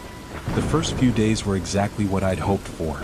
I spent my mornings reading on the porch, my afternoons hiking through the forest, and my evenings cooking simple meals and watching the sunset. It was peaceful in a way I hadn't experienced in years. No traffic, no sirens, no neighbors arguing, just the sound of wind through the trees and the occasional bird call. But by the 4th or 5th day, I started noticing something weird. Every morning when I do my property check, little things seemed different. Nothing major, just small stuff that made me do a double take. A lawn chair that I could have sworn was facing east was now facing west. The welcome mat was shifted a few inches to the left. The kind of things that make you wonder if you're just being paranoid. At first, I figured it was just me. I mean, when you're alone in the middle of nowhere, your mind can start playing tricks on you, right? Maybe I wasn't remembering things as clearly as I thought. But then it started happening every single day, and the changes were getting more obvious. On day 6, I found the back door unlocked. I was absolutely certain I had locked it the night before. It was part of my routine. Lock all the doors, check all the windows, turn off all the lights. But there it was, unlocked, like someone had come and gone during the night. That's when I started getting seriously creeped out. I called Uncle Tom, but he just told me that old cabins settle weird and sometimes doors don't latch properly. He said not to worry about it, but I could hear the concern in his voice too. I decided to be extra careful that night. I double-checked every lock, made sure all the windows were secure, and even pushed a chair up against the back door just in case. Then I went to bed with my phone right next to me, ready to call for help if anything happened. Around 2 in the morning, I woke up to the sound of footsteps on the porch. They were slow and deliberate, like someone was trying to be quiet but not really succeeding. My heart immediately started pounding, but I tried to convince myself it was just an animal, maybe a deer or something. But then I heard the footsteps move to the front door, and there was this soft rattling sound like someone was testing the handle. I grabbed my phone and held my breath, listening as hard as I could. The rattling stopped, and then the footsteps moved around to the side of the cabin. I was too scared to look out the window, so I just lay there in the dark, listening to whoever was walk around the entire perimeter of the cabin. They were checking every door, every window, like they were looking for a way in. It took about 10 minutes for them to complete their circuit, and then everything went silent. I didn't sleep for the rest of the night. I just sat in bed with my phone in my hand, waiting for sunrise. When morning finally came, I practically ran outside to check the property. And that's when I found them, fresh footprints in the dirt around the cabin. Human footprints, definitely not from any animal. But the weirdest part was what I found on the back porch. There was a small piece of paper tucked under a flower pot, and written on it in messy handwriting were just 2 words, "Nice place." That's when I completely freaked out. This wasn't some random vandal or confused hiker. This was someone who had been watching the cabin, probably watching me and leaving me messages. I immediately called the local sheriff's department and explained what had been happening. The deputy who came out was this older guy named Sheriff Martinez. He was taking it seriously, which made me feel a little better, but he also couldn't tell me much that I didn't already know. He said there had been some reports of prowlers in the area, but nothing as specific as what I was experiencing. He helped me check the entire property, and we found evidence that someone had been camping in the woods behind the cabin. There was a small cleared area with the remains of a fire pit, some empty food cans, and what looked like a makeshift shelter made from branches and a tarp.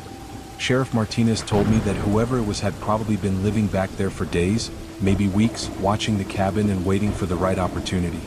The fact that they left me a note meant they knew I was there, and they wanted me to know they knew.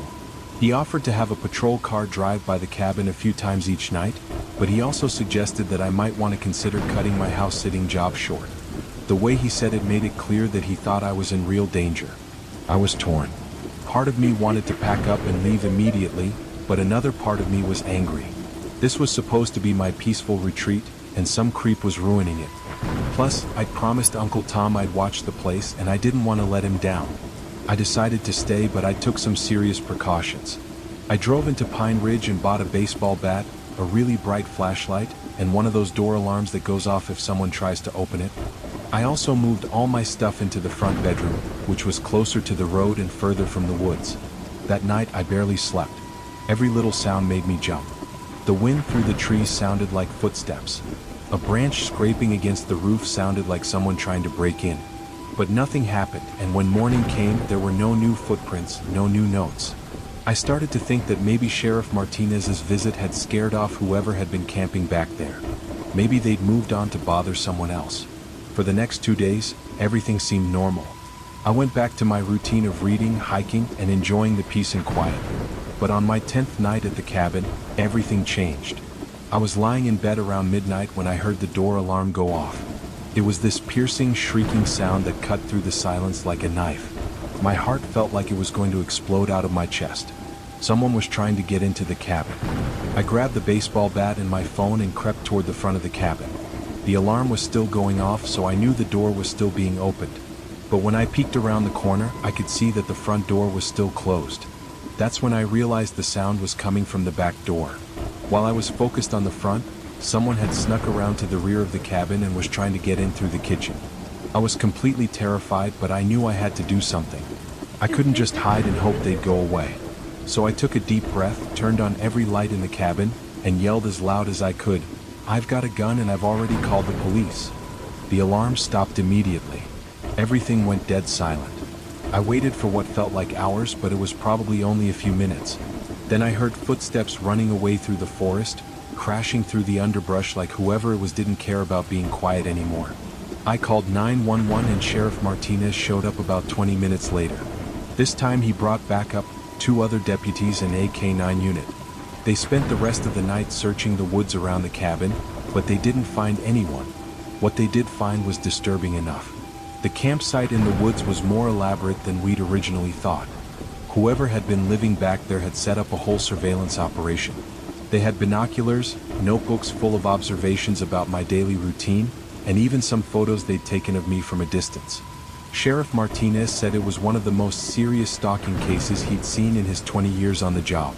He strongly recommended that I leave the cabin immediately and not come back until they caught whoever was responsible. This time I listened. I packed up my stuff that morning and drove straight back to Ann Arbor. I called Uncle Tom and explained what had happened, and he was completely understanding. He said the cabin wasn't worth risking my safety over. The sheriff's department never did catch the guy. They searched the area for weeks and set up trail cameras throughout the forest, but whoever had been stalking me just vanished. Sheriff Martinez thinks he probably moved on to a different area once he realized the police were involved. The whole experience messed me up for months. I couldn't sleep well, and I kept feeling like I was being watched even when I was back in the city. Every little sound at night made me paranoid. It took me a long time to feel safe again, and I still get nervous when I'm alone in isolated places. The craziest part is that I never actually saw the person who was stalking me. They were like a ghost, always there, always watching, but never quite visible. Sometimes I wonder what would have happened if I hadn't been so careful, or if Sheriff Martinez hadn't taken it seriously. I think about that note, "Nice place," and how casual it seemed. Like this person was just making conversation, not threatening my safety. But that's what made it so terrifying. It was someone who thought what they were doing was normal, maybe even friendly. Uncle Tom ended up selling the cabin a few months later. He said he couldn't enjoy the place knowing what had happened there. I don't blame him. Some places get tainted by bad experiences and there's no going back. The storage unit discovery. My best friend Jake and I found something a few years ago that still keeps me up at night. This was back when we were both in our early 20s, right after college. We were broke, living in this terrible apartment complex in Phoenix, and always looking for ways to make some extra cash. Jake had this side business where he'd buy abandoned storage units at auctions and then resell whatever he found online. It wasn't glamorous work, but he was making decent money at it. The way it works is pretty simple. When people stop paying rent on their storage units, the facility eventually auctions off the contents. You can't go inside and examine everything beforehand. You just get to look from the doorway and make your best guess about whether the stuff is worth bidding on. It's basically legalized gambling. Jake had been doing this for about a year and had gotten pretty good at spotting valuable units. He knew what to look for: furniture that looked expensive, boxes that seemed like they might contain electronics, anything that suggested the person who rented it had money. I'd gone with him to a few auctions just to watch, but I'd never actually bid on anything myself. The whole process seemed too risky for my taste. You could easily spend $300 on a unit full of junk and lose your shirt. But this one Saturday in March, Jake convinced me to pool our money and bid on a unit together. He said he had a good feeling about this particular auction, and if we split the cost, we could also split any profits. I was pretty strapped for cash at the time, so the idea of making some easy money was appealing. The auction was at this massive storage facility on the outskirts of Phoenix called Desert Storage. The place was huge, probably 300 or 400 units spread across several buildings. When we got there, there were maybe 20 other people milling around, all looking like regulars who knew what they were doing. The auctioneer was this fast-talking guy in a cowboy hat who clearly enjoyed the showmanship of the whole thing.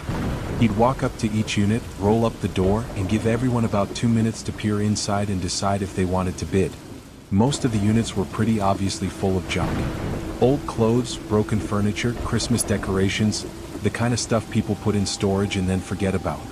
But when we got to unit 247, both Jake and I immediately perked up. From what we could see, it was packed with what looked like expensive stuff. There was a leather couch that seemed to be in good condition, several pieces of artwork leaning against the walls, and dozens of boxes that were neatly labeled and organized.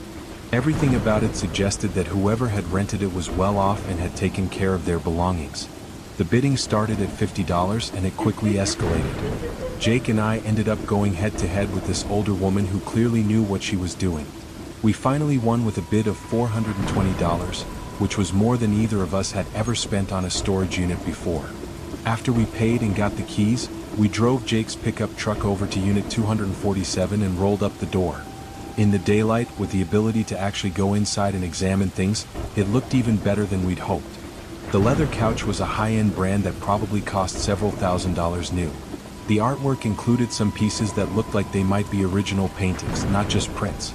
We spent the first hour just cataloging everything and trying to estimate what it might be worth. There had to be at least $20,000 worth of stuff in there, maybe more. Jake was practically doing a victory dance. Even after paying the storage facility fees and splitting the profits, we were each looking at making several $1,000s. But as we dug deeper into the unit, we started finding things that didn't quite make sense. There were boxes and boxes of women's clothing, but all in different sizes. Some looked like they were for teenagers, others for older women. There were purses and jewelry and personal items, but again, way too much variety for one person. At first, we figured maybe we'd stumbled onto some kind of estate sale situation. Maybe someone had died and their family had just dumped all their belongings into storage. It would explain the random assortment of personal items. Then we found the photo albums. There were at least a dozen of them, each one carefully organized and labeled. But as we flipped through them, we realized that they contained pictures of different people. Different families, different time periods, different locations. It was like someone had collected photo albums from dozens of different households. That's when we started to feel like something was seriously wrong. Jake found a box that was labeled Sarah M. And when he opened it, it was full of personal documents, birth certificates, social security cards, bank statements. But not just for one Sarah. There were documents for Sarah Matthews, Sarah Miller, Sarah Morgan, and at least 3 other women with the same initials. My hands were literally shaking as I opened another box labeled electronics. Inside were dozens of cell phones, tablets, and laptops. Some looked new, others were clearly older models. But there were way too many for one person, and they were all different brands and models. We looked at each other and I could see that Jake was thinking the same thing I was. This wasn't someone's personal storage unit. This was someone's collection. And whatever they were collecting, it wasn't something legal. Jake wanted to call the police immediately, but I convinced him to spend a few more minutes documenting what we'd found. I used my phone to take pictures of the boxes, the labels, and some of the contents. I had a feeling that the police were going to want to see evidence of what we'd discovered. That's when we found the worst part. Hidden behind the couch, there was a large cardboard box that wasn't labeled like the others. When Jake opened it, he immediately slammed it shut and backed away. His face had gone completely white. "Dude, we need to leave. Right now." I asked him what was in the box, but he just kept saying we needed to get out of there and call the police. Finally, I pushed past him and looked inside myself. It was full of driver's licenses. Hundreds of them. All for different people, mostly women from all over the country. But they weren't just random licenses. They were paired with other personal items. House keys, car keys, pieces of jewelry. Like trophies. At the bottom of the box, there was a notebook filled with handwritten entries. Dates, locations, descriptions of people. Reading just the first few entries made me feel sick to my stomach. This was someone documenting crimes. Serious crimes. We didn't touch anything else. Jake called 911 right from inside the storage unit, and I continued taking pictures with my phone. The 911 dispatcher seemed skeptical at first. I'm sure they get a lot of weird calls, but when Jake described what we'd found, her tone changed immediately. She told us to leave the storage unit, lock it up, and wait for the police to arrive. She also said not to touch anything else and not to let anyone else into the unit until the officers got there. The first police car showed up about 10 minutes later, followed quickly by several others in what looked like some kind of detective unit. The lead detective was a woman named Detective Rodriguez, and she was very interested in exactly how we'd come to possess the storage unit and what we'd seen inside. After we explained about the auction and showed her the pictures on my phone, she called for backup and what she described as specialized units. Within an hour, the entire storage facility was crawling with police officers, FBI agents, and crime scene technicians. Detective Rodriguez told us that we'd stumbled onto what appeared to be evidence of multiple serious crimes, possibly including kidnapping and murder. She said the storage unit was now an active crime scene and that we'd need to give detailed statements about everything we'd seen and touched. The whole process took hours. They had to interview us separately to make sure our stories matched, and they confiscated our phones to examine the pictures we'd taken. They also made us sign paperwork promising not to discuss the case with anyone until they gave us permission. We never got any of our $420 back, obviously. The storage unit and everything in it became evidence in what turned out to be a massive criminal investigation. Detective Rodriguez couldn't tell us many details, but she did say that our discovery had helped them connect several missing person cases from multiple states. About 6 months later, we were contacted by the FBI and asked to testify in a federal court case. It turned out that the storage unit had belonged to someone who had been abducting women for years and keeping their personal belongings as trophies. He'd been caught in a different state on unrelated charges, and our discovery had provided the evidence they needed to link him to dozens of unsolved cases. The whole experience was incredibly disturbing. For weeks afterward, I couldn't stop thinking about those photo albums, those driver's licenses, those personal items that had belonged to people who were probably dead. Jake and I both had nightmares about it. But the worst part was knowing that if we hadn't bid on that storage unit, if someone else had won the auction, all that evidence might have just been thrown away or sold off piece by piece. Those families might never have gotten answers about what happened to their loved ones. It also completely changed how I think about storage unit auctions. Jake quit the business entirely. He said he couldn't handle the idea that he might stumble onto something like that again. I don't blame him. Some discoveries aren't worth the money you might make. We stayed in touch with Detective Rodriguez for a while, and she told us that cases like this are more common than people think. She said criminals often use storage units to hide evidence because they're relatively cheap, anonymous, and people assume the contents are just someone's old belongings. The guy who rented the unit eventually pleaded guilty to multiple charges and was sentenced to life in prison. Detective Rodriguez said that without the evidence we found, many of his victims' families would never have known what happened to them. I still think about those families sometimes. About how they must have felt when they got the call that their missing daughter or sister had been found, even if it wasn't the ending they'd hoped for. At least they got answers, which is more than a lot of families in similar situations ever get. Jake and I don't talk about it much anymore, but I know it affected him just as much as it affected me. There's something about accidentally becoming part of a criminal investigation that changes your perspective on the world. You realize how much darkness is hidden in everyday places, how many secrets are locked away in storage units and basements and abandoned buildings. Sometimes I wonder what would have happened if we just minded our own business, if we'd seen the personal items and decided it was none of our concern. But I'm glad we called the police when we did. Those women deserved justice, and their families deserved answers. The camping trip nightmare. What I'm about to tell you happened 3 years ago, and it's the reason I'll never go camping again. I was 24 at the time, working a boring office job in Denver and feeling like I needed to do something adventurous with my life. My girlfriend Emma had been suggesting for months that we take a camping trip somewhere in Colorado. She was really into hiking and outdoor stuff, while I was more of a city person. But I figured it might be fun to try something new, and honestly I wanted to impress her. Emma suggested we go to Rocky Mountain National Park with her 2 friends from college, Lisa and Matt. They were both experienced campers who knew the area well, so I felt pretty confident that even a beginner like me would be safe with them. We planned a 4-day trip for late August, when the weather would still be nice but the summer crowds would be thinning out. The plan was simple.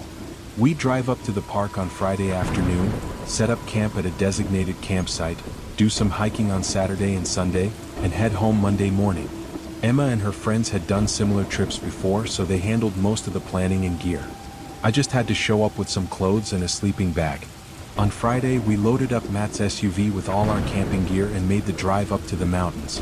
The campsite was beautiful, nestled in a grove of pine trees with a clear view of the surrounding peaks.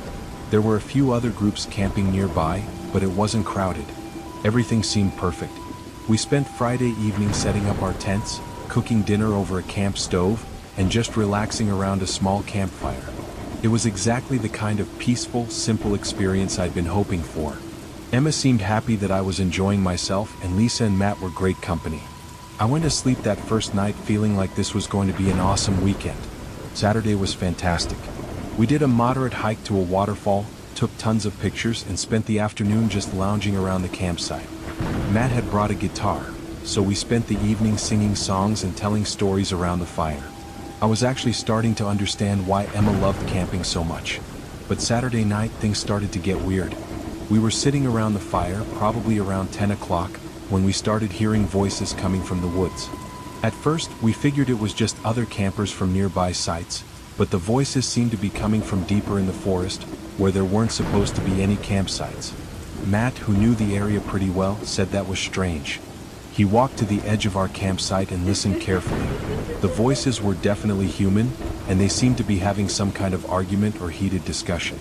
But they were too far away to make out any actual words. Lisa suggested that maybe it was park rangers doing some kind of night patrol, but Emma pointed out that rangers would probably have flashlights, and we couldn't see any lights in the direction of the voices. We all agreed it was probably nothing to worry about, maybe just some other campers who had set up in an unauthorized spot. But the voices continued for about an hour, sometimes getting louder, sometimes fading away completely. It was impossible to tell how many people were out there or what they were discussing, but something about it felt off.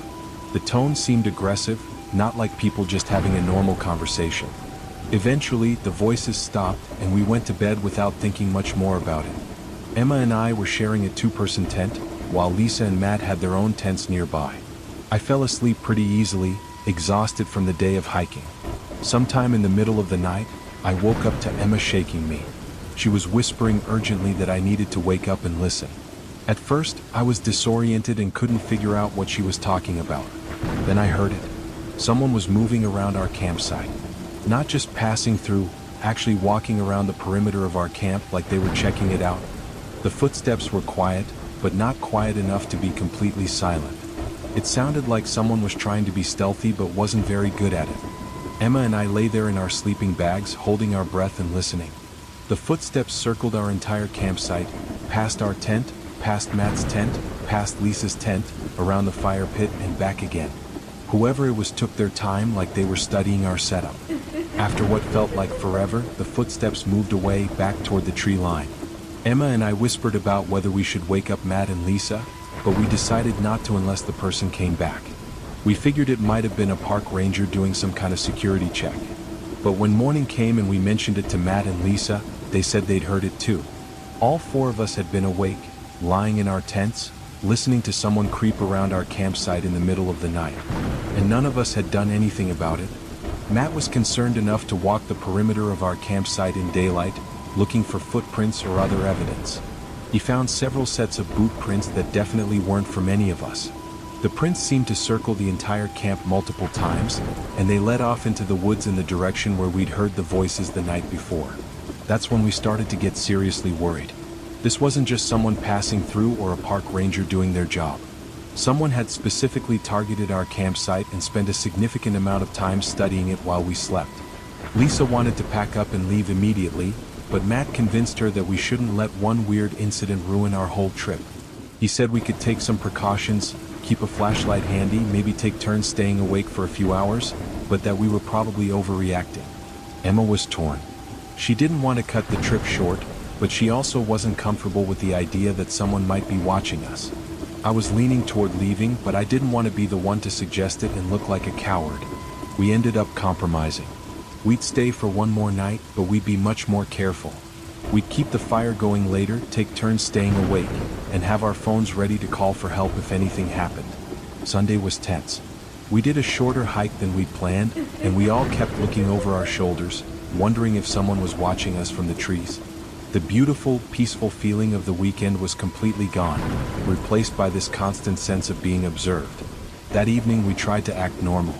We cooked dinner, sat around the fire, and talked. But all of us were on edge, listening for any unusual sounds from the forest. As it got dark, we built the fire up bigger than usual and positioned our chairs so we could see in all directions.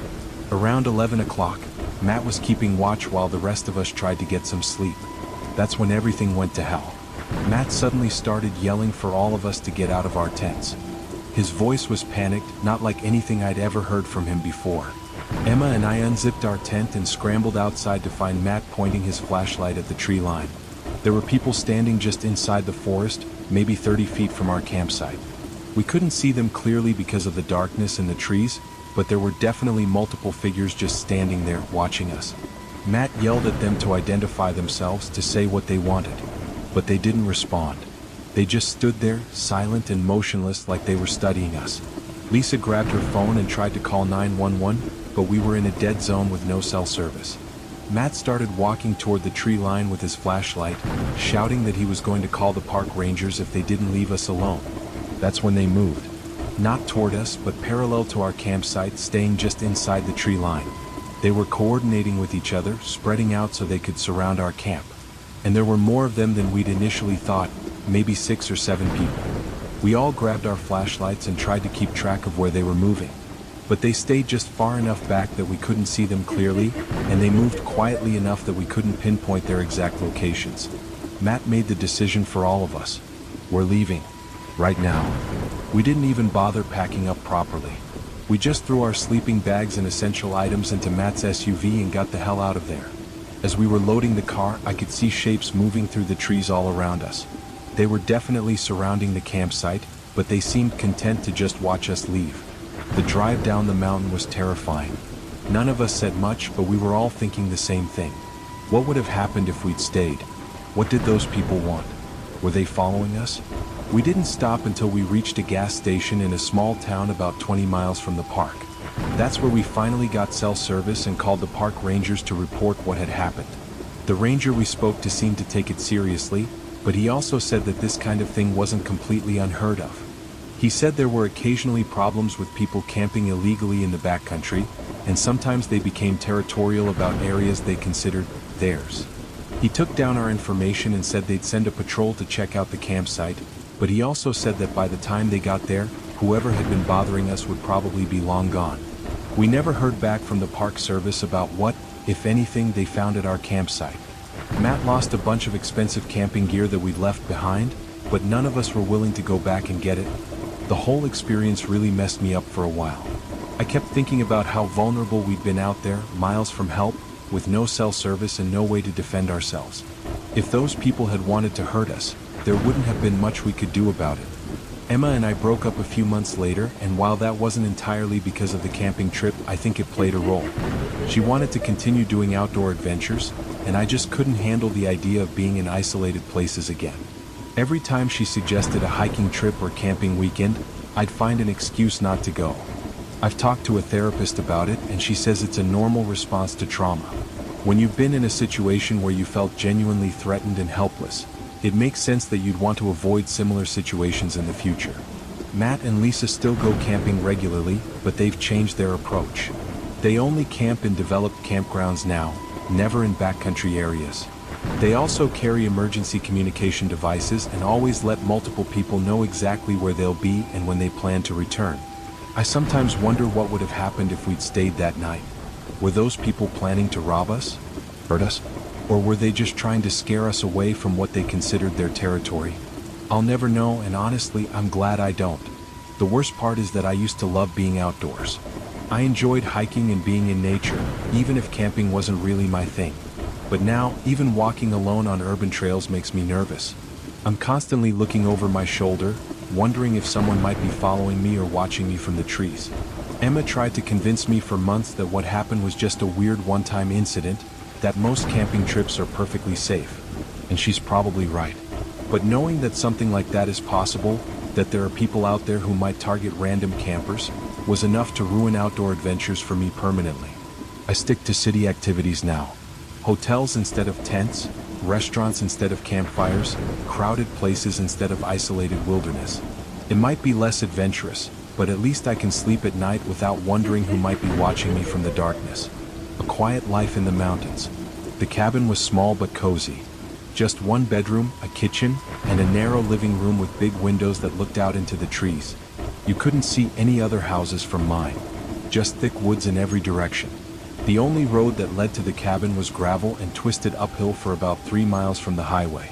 Sometimes delivery trucks wouldn't even come up that far. At first I loved it. No traffic. No neighbors. No noise except for birds during the day and crickets at night. I spent most of my time sitting by the window with my laptop, drinking coffee, writing, and just watching the wind move through the trees. It was peaceful. For the first time in months, I actually felt like I could breathe. But that peace didn't last long. A strange sound in the dark. It started with a noise. One night, I was watching a movie on my laptop in bed. It was around 11 p.m. The forest outside was pitch black. No moon, no stars, just darkness pressing against the windows. And then I heard it, a faint clicking sound like someone tapping two stones together. I paused the movie. Tap, tap, tap. It was coming from outside, near the kitchen window. I sat still, listening. The sound stopped. I figured it was maybe a branch falling or an animal stepping on something. You hear things like that out in the woods, but it felt strange. Too steady, too intentional. Still, I went back to the movie trying not to think about it. But that was the first night I didn't sleep well. The voice in the woods. The next day was normal. I worked, cooked, and even took a walk down the gravel road in the afternoon. Nothing felt off. But that night, something happened that made me sit up in bed, heart pounding. Around 2 a.m., I woke up needing to use the bathroom. There's no hallway in the cabin, just an open doorway from the bedroom to the rest of the house. When I got up, I glanced out the front window like I always did. There was nothing there, just trees and fog. But then I heard it. A voice, from out in the trees, said my name, clear as day. Ben. It wasn't loud. It wasn't angry. It was just calm, like someone gently calling for me. I froze. My first thought was that I must have imagined it. Maybe I was still half asleep. But I stood by the window for a full minute, listening, and then I heard it again. Ben. Same voice, same tone, like it was calling for a friend. My hands went cold. I backed away from the window and locked the front door even though I was sure it had already been locked. I didn't sleep for the rest of the night. No one should know. Here's the thing, no one knew I was there. I hadn't told my friends where I moved. I hadn't posted anything online in weeks. My family thought I was staying in a city apartment during my remote job period. I needed time to be alone. That was the point. So when someone, or something, said my name out there in the woods, it didn't make sense. I checked the security camera I had facing the driveway. Nothing. Just fog and trees. I even walked around the cabin the next morning with a kitchen knife in my hand. But I didn't find footprints or signs that anyone had come close. I started keeping the lights on at night. It got closer. 2 nights later, the voice came back. But this time it wasn't outside. It was inside. I had just turned off the lights and gotten into bed. The silence in the cabin was heavy.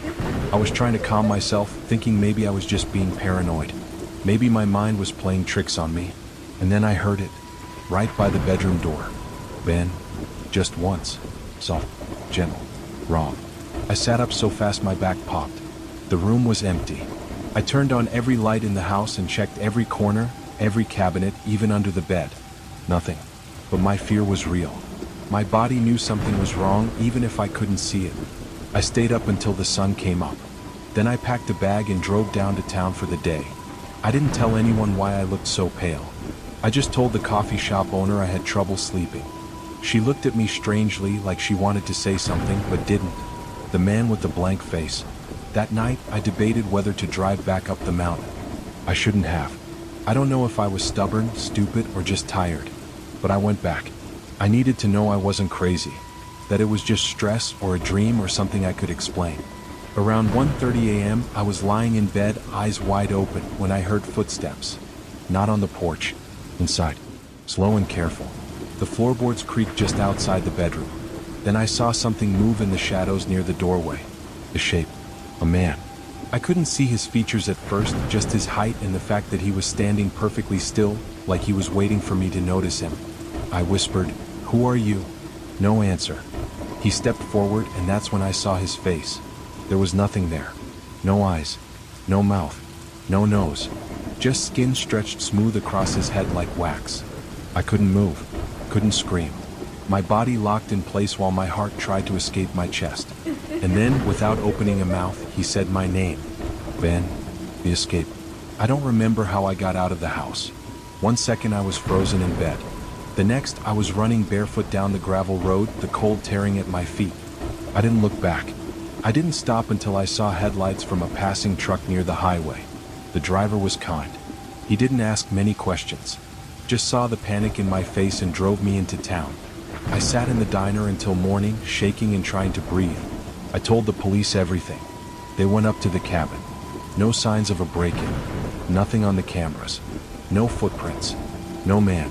But I know what I saw. Some things stay. I never went back to that cabin. My stuff's still up there. Laptop, books, clothes, I left it all. I couldn't bring myself to return. But here's the worst part. It followed me. Sometimes when I'm alone in my apartment, I hear the floor creak. Or I see a shadow move across the hallway when I know no one else is home. And once, just once, I heard it again. Right behind me. Ben. Sarah never believed in ghosts until the night she heard her dead grandmother calling her name from the basement. It had been 3 months since Grandma Rose passed away, and Sarah had inherited the old Victorian house on Maple Street in Salem, Massachusetts, a place where her grandmother had lived alone for 40 years after Grandpa died.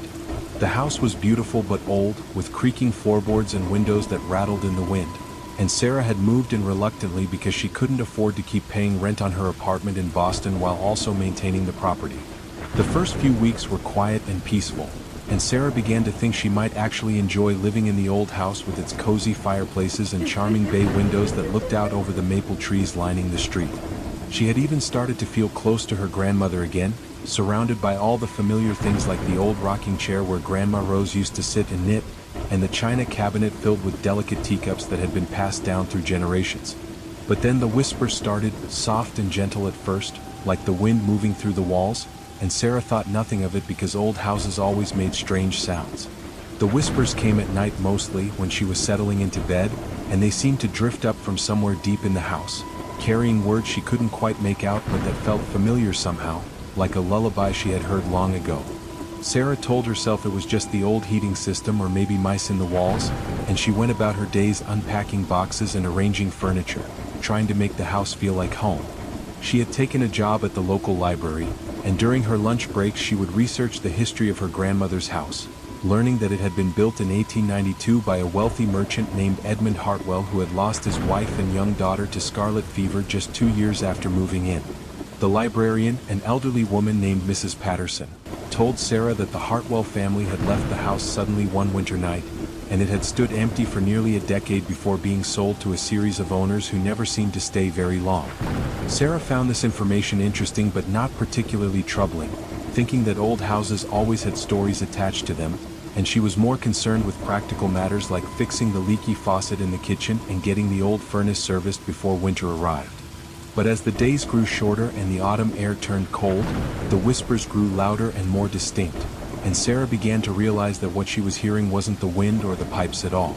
The voice was definitely female, soft and loving, and it seemed to be calling her name, drawing her toward the basement door that she had kept locked since moving in because the steps looked unsafe and the whole space gave her an uneasy feeling. One evening in late October, as Sarah was reading in the living room by the fireplace, she heard the voice more clearly than ever before, and this time she was certain it was saying her name, calling to her with the same gentle tone her grandmother had always used when she was a little girl. Sarah felt her heart racing as she followed the sound through the kitchen to the basement door, and when she placed her hand on the old brass doorknob, she could have sworn she felt it turn slightly under her touch, as if someone on the other side was trying to open it. She pulled her hand away quickly and stepped back, telling herself she was being ridiculous, but the voice came again, clearer now, and she definitely heard her grandmother saying, "Sarah, dear, come down here, I have something to show you." Against her better judgment, Sarah found the key to the basement door in the kitchen drawer where her grandmother had always kept it, and with trembling hands she unlocked the door and peered down into the darkness below. The wooden steps were old but seemed sturdy enough, and there was a light switch at the top of the stairs that turned on a single bare bulb hanging from the ceiling, casting long shadows across the stone foundation walls. Sarah called out, "Grandma, is that you?" feeling foolish but unable to stop herself, and the voice came back, soothing and reassuring, "Yes, dear, come down, don't be afraid." So Sarah slowly descended the creaking steps, her hand gripping the rickety wooden railing, and as she reached the bottom she saw that the basement was larger than she had expected, with several small rooms branching off from the main area.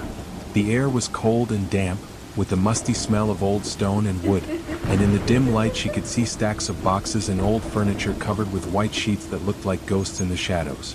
She called out again, "Grandma, where are you?" And the voice seemed to come from one of the smaller rooms to her right, so Sarah followed the sound, her footsteps echoing on the concrete floor. In the room she found more boxes and what looked like an old trunk pushed against the far wall, and as she approached it the voice whispered, "Open it, Sarah, there's something inside you need to see."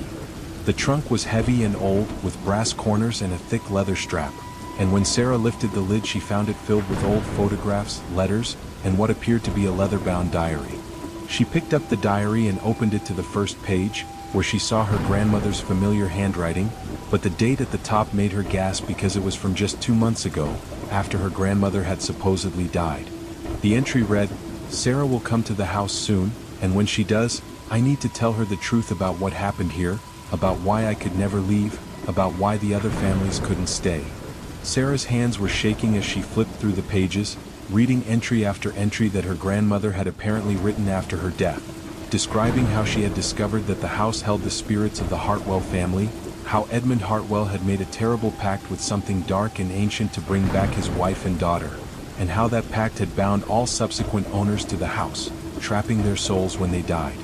The diary explained that her grandmother had known she was dying and had tried to find a way to break the curse before Sarah inherited the house, but she had run out of time, and now she was trapped like all the others, able to communicate only through whispers and shadows. As Sarah read, she began to understand that the voice calling to her wasn't really her grandmother at all, but something pretending to be her, something that wanted to add Sarah to its collection of trapped souls. The real Grandma Rose was also in the house. The diary explained, but she was fighting against the dark presence, trying to warn Sarah and help her escape before it was too late. Sarah felt a chill run down her spine as she realized that the gentle, loving voice that had been calling to her was actually the same entity that had been luring people into the house for over a century, and her grandmother's spirit was the one trying to protect her. She quickly closed the diary and started to head back upstairs, but as she reached the bottom of the steps, the basement door suddenly slammed shut above her, and she heard the sound of the lock clicking into place. The single light bulb flickered and went out, plunging the basement into complete darkness, and Sarah felt panic rising in her chest as she fumbled for her phone to use its flashlight. In the pale glow of the phone screen, she could see that the basement had changed somehow, with new passages leading off in directions that hadn't been there before, and the walls seemed to be moving slightly, as if the house itself was alive and breathing. The false voice of her grandmother came again, but this time it was different, colder and more demanding. "You can't leave now, Sarah. You belong here with us, with all of us." But then Sarah heard another voice, fainter but unmistakably her real grandmother, saying, "Don't listen to it, dear, follow my voice, I'll show you the way out." Sarah realized she had to choose between the voices, and she closed her eyes and listened carefully, trying to feel in her heart which one was really her grandmother. The false voice promised her comfort and eternal rest, told her she would never have to worry about anything again if she just stayed in the house. But her grandmother's true voice was urging her to be strong, to fight, to find the courage to break the curse that had held the house for so long. Following her grandmother's whispered directions, Sarah made her way through the shifting basement, avoiding the false passages that seemed to lead deeper into darkness, and eventually she found a small wooden door that her grandmother's voice said would lead to safety. Behind the door was a narrow tunnel that seemed to run under the house, and though it was cramped and frightening, Sarah crawled through it, guided by her grandmother's gentle encouragement, until she emerged through a hidden opening in the garden behind the house. As she stood in the cold night air, gasping and shaking, Sarah looked back at the house and saw lights flickering in all the windows, and for just a moment she could see the transparent figures of many people standing at the windows, all of them trapped souls who had been lured into the house over the years. But among them, standing at the window of what had been her grandmother's bedroom, Sarah saw Grandma Rose, and her grandmother raised her hand in a gesture of goodbye before the lights went out and the house fell silent. Sarah knew she could never go back, that the house would always be calling to her, trying to draw her in, but she also knew that her grandmother's love had saved her, had given her the strength to resist the dark presence that fed on human souls. She gathered what few possessions she could from her car and drove away that night, never looking back, and though she sometimes still hears whispers in the wind calling her name, she knows now how to recognize the difference between love and something pretending to be love, and she carries her grandmother's true voice with her always, a gentle protection against the darkness that exists in the world. Emma had worked as a nurse for 12 years, but she had never seen a patient disappear from a locked room until her first night at Willowbrook Hospital in the small town of Millfield, Connecticut, where she had taken a job on the night shift because the pay was better and she needed the money to support her elderly mother who lived in a care facility across town. Willowbrook was an old hospital built in the 1940s, with long corridors that seemed to stretch forever under flickering fluorescent lights, and thick walls that muffled sound so completely that sometimes Emma felt like she was working in a tomb rather than a place of healing. The other nurses had warned her that the night shift was different, that strange things happened after midnight when most of the patients were sleeping and only a skeleton crew remained to monitor the wards, but Emma had dismissed their concerns as typical hospital superstitions that developed in any old building where people had lived and died for decades. Her supervisor, Mrs. Henderson, was a stern woman in her 60s who had worked at Willowbrook for over 30 years, and she had given Emma a thorough orientation during her first week, explaining the procedures and protocols, showing her where everything was located, and introducing her to the other night shift staff who seemed friendly enough but had a haunted look in their eyes that Emma attributed to the stress of working nights. The hospital served a rural area and wasn't particularly busy during the overnight hours, with most of the patients being elderly residents of the long-term care ward on the third floor, along with a handful of surgical patients recovering on the second floor and the occasional emergency admission that came through the small emergency department on the ground level. Emma's assignment was primarily the third floor, which housed about 40 patients, most of whom suffered from various stages of dementia and required constant monitoring to prevent them from wandering or falling during the night. The wing was laid out in a long corridor with patient rooms on both sides, a nurse's station in the middle, and locked doors at both ends to prevent confused patients from leaving the unit, and Emma quickly learned the routine of checking on each patient every 2 hours, dispensing medications and responding to call lights when patients needed assistance. During her first few weeks, everything seemed normal enough, though she did notice that some of the patients seemed unusually agitated at night, calling out names of people who weren't there, reaching toward empty corners of their rooms, or insisting that they had seen visitors who couldn't possibly have been present since the unit was locked and no visitors were allowed after 8 in the evening. Emma had experience working with dementia patients and understood that hallucinations and confusion were common symptoms, so she patiently reassured the patients, helped them back to bed when they wandered, and documented their behavior in their charts as required by hospital policy. But as the weeks passed, Emma began to notice patterns in the patients' behavior that troubled her, particularly the way they all seemed to become more agitated around the same time each night, usually between 2 and 4 in the morning, and how they often spoke about the same mysterious visitors, describing them in remarkably similar ways despite having no contact with each other during the day. The patients talked about a tall man in a dark coat who stood at the foot of their beds, a young woman in a white dress who walked the corridors at night, and children who played in the rooms after the lights went out. And while Emma knew these were likely shared delusions caused by their medications or the unfamiliar environment, she couldn't shake the feeling that there was something more to their stories. One night in late November, Emma was doing her 2 o'clock rounds when she encountered Mrs. Abernathy, an 87-year-old woman with Alzheimer's who rarely spoke coherently, standing in the hallway outside her room and pointing toward the far end of the corridor where the wing's secondary exit was located. Mrs. Abernathy was saying, "He's there again, the man in the coat, he's waiting for someone," and when Emma looked in the direction she was pointing, she could have sworn she saw a shadow moving near the exit door, though when she walked down to investigate, she found nothing unusual and the door was still securely locked. Emma gently guided Mrs. Abernathy back to her room, but the old woman continued to insist that the man was there, that he came every night looking for someone specific, and that he was getting impatient because he couldn't find who he was looking for. The next morning, Emma mentioned the incident to Mrs. Henderson, who listened with a grim expression and then told Emma that she should focus on the patient's medical needs and not get caught up in their fantasies, but there was something in the supervisor's tone that suggested she knew more than she was saying. Emma decided to do some research on the hospital's history, and during her lunch break she visited the local library where she learned that Willowbrook had been built on the site of an old tuberculosis sanatorium that had operated from 1890 to 1940, and that the sanatorium had been notorious for its high mortality rate and questionable treatment methods. The librarian, an elderly man named Mr. Garrett, told Emma that many people had died at the sanatorium over the years, including patients who had been forgotten by their families and buried in unmarked graves on the hospital grounds, and that some of the local residents still believed the area was haunted by the spirits of those who had died there. Emma found this information interesting but not particularly alarming, since many old medical facilities had dark histories, but she couldn't stop thinking about the patients' descriptions of their nighttime visitors and how they all seemed to be describing the same entities. She decided to pay closer attention during her rounds, And over the next few nights she began to notice other strange occurrences that she couldn't easily explain away as coincidence or imagination. Lights would flicker in empty rooms, call buttons would activate when no patients were near them, and sometimes she would hear footsteps in the corridors when she was the only staff member on the floor. The elevator would stop at the third floor and open its doors even when no one had called it, and the automatic doors at both ends of the unit would occasionally unlock themselves, setting off alarms that would bring security guards who could never find any explanation for the malfunction.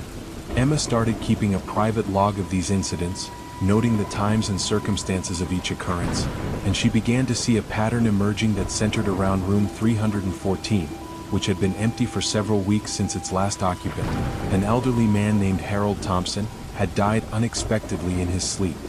The room was directly across from the nurse's station, and Emma had a clear view of it throughout her shift, but she noticed that the room's call light would come on several times each night even though it was unoccupied, and sometimes she would see the room's door standing slightly ajar even though she was certain she had closed it securely during her earlier rounds. One night in early December, Emma decided to investigate room 314 more thoroughly, and when she entered the room she found it exactly as it should be, with the bed stripped and the furniture positioned for cleaning, but the room felt unusually cold despite the fact that the heating system was working properly throughout the rest of the unit. As she stood in the room, Emma heard what sounded like labored breathing coming from the direction of the bed, and when she looked more closely she could see a slight depression in the mattress as if someone was lying there, though the bed was completely empty. Emma felt her heart racing as she quickly left the room and closed the door firmly behind her, but throughout the rest of her shift she continued to see the call light for room 314 flickering on her monitoring board, and each time she looked toward the room she could see that the door was standing open again. The next morning, Emma approached Dr. Martinez, the attending physician for the unit, and asked him about Harold Thompson and the circumstances of his death, and the doctor explained that Mr. Thompson had been a long-time patient who had lived at the hospital for over 5 years after his family had been unable to care for him at home. Dr. Martinez said that Harold had been in relatively good health for his age and that his death had been unexpected but not suspicious, though he had seemed unusually agitated in the days before he died, talking constantly about needing to find his daughter who he claimed was lost somewhere in the hospital. The doctor mentioned that Harold's daughter had actually died many years earlier, and that Harold's insistence on searching for her had been a manifestation of his dementia, but Emma found herself wondering if there might be more to the story than the medical explanation suggested. That night, Emma decided to spend some time in room 314 to see if she could understand what was causing the strange phenomena, and she brought a chair into the room and sat down to observe, telling herself she was being scientific about investigating what were probably just environmental factors like temperature fluctuations or electrical problems. As she sat in the quiet room, Emma began to feel a presence that was both familiar and unsettling, as if someone was watching her from the shadows, and gradually she became aware of a soft voice that seemed to be calling out, "Margaret, Margaret, where are you? I'm looking for you." Emma realized that the voice was coming from the area around the bed, and though she couldn't see anyone, she could sense that someone was there, someone who was searching for a person named Margaret with the desperate persistence of a parent looking for a lost child. Emma spoke softly into the darkness, saying, "Mr. Thompson, is that you? Are you looking for your daughter?" And the voice responded immediately, clearer now and filled with anguish, "She's here somewhere, I know she's here, but I can't find her. The doors keep changing, the hallways move, please help me find her." Emma felt a deep sadness wash over her as she realized that Harold Thompson's spirit was trapped in the hospital, endlessly searching for a daughter who had died long ago, and she understood that his presence was what was causing the disturbances throughout the unit as he wandered from room to room in his futile quest. Over the next several nights, Emma began to communicate regularly with Harold's spirit, learning that he had become confused after his death and didn't understand that he was no longer alive, that his daughter Margaret had died of cancer when she was only 35, and that his memories of the hospital had become mixed with memories of his life before his illness, creating a confused reality where he believed Margaret was somewhere in the building waiting for him. Emma researched Margaret Thompson and learned that she had indeed died many years earlier and was buried in a cemetery about 20 miles away, and she realized that Harold needed to understand the truth about his daughter's death before he could find peace and move on from the hospital. Emma knew that what she was experiencing went beyond normal nursing duties, but she felt compelled to help Harold, both because she couldn't bear the thought of him being trapped in eternal confusion and because his presence was clearly disturbing the other patients who could sense his restless energy even if they couldn't understand what was happening. She began to gently explain to Harold's spirit that Margaret had died and was no longer in the hospital, that he had also died and needed to let go of his earthly concerns, and that his daughter was waiting for him in whatever came after death if he could just find the courage to leave the place where his illness had kept him for so long. At first Harold resisted this information, becoming more agitated and causing even more disturbances throughout the unit, but gradually, over many nights of patient conversation, Emma was able to help him accept the truth about his situation and understand that his search for Margaret was preventing him from joining her in death. The breakthrough came one night in late December when Emma brought a photograph of Margaret that she had found in Harold's personal effects, and she showed it to the empty room while explaining that Margaret had lived a good life, that she had married and had children of her own, and that she had died peacefully knowing that her father loved her.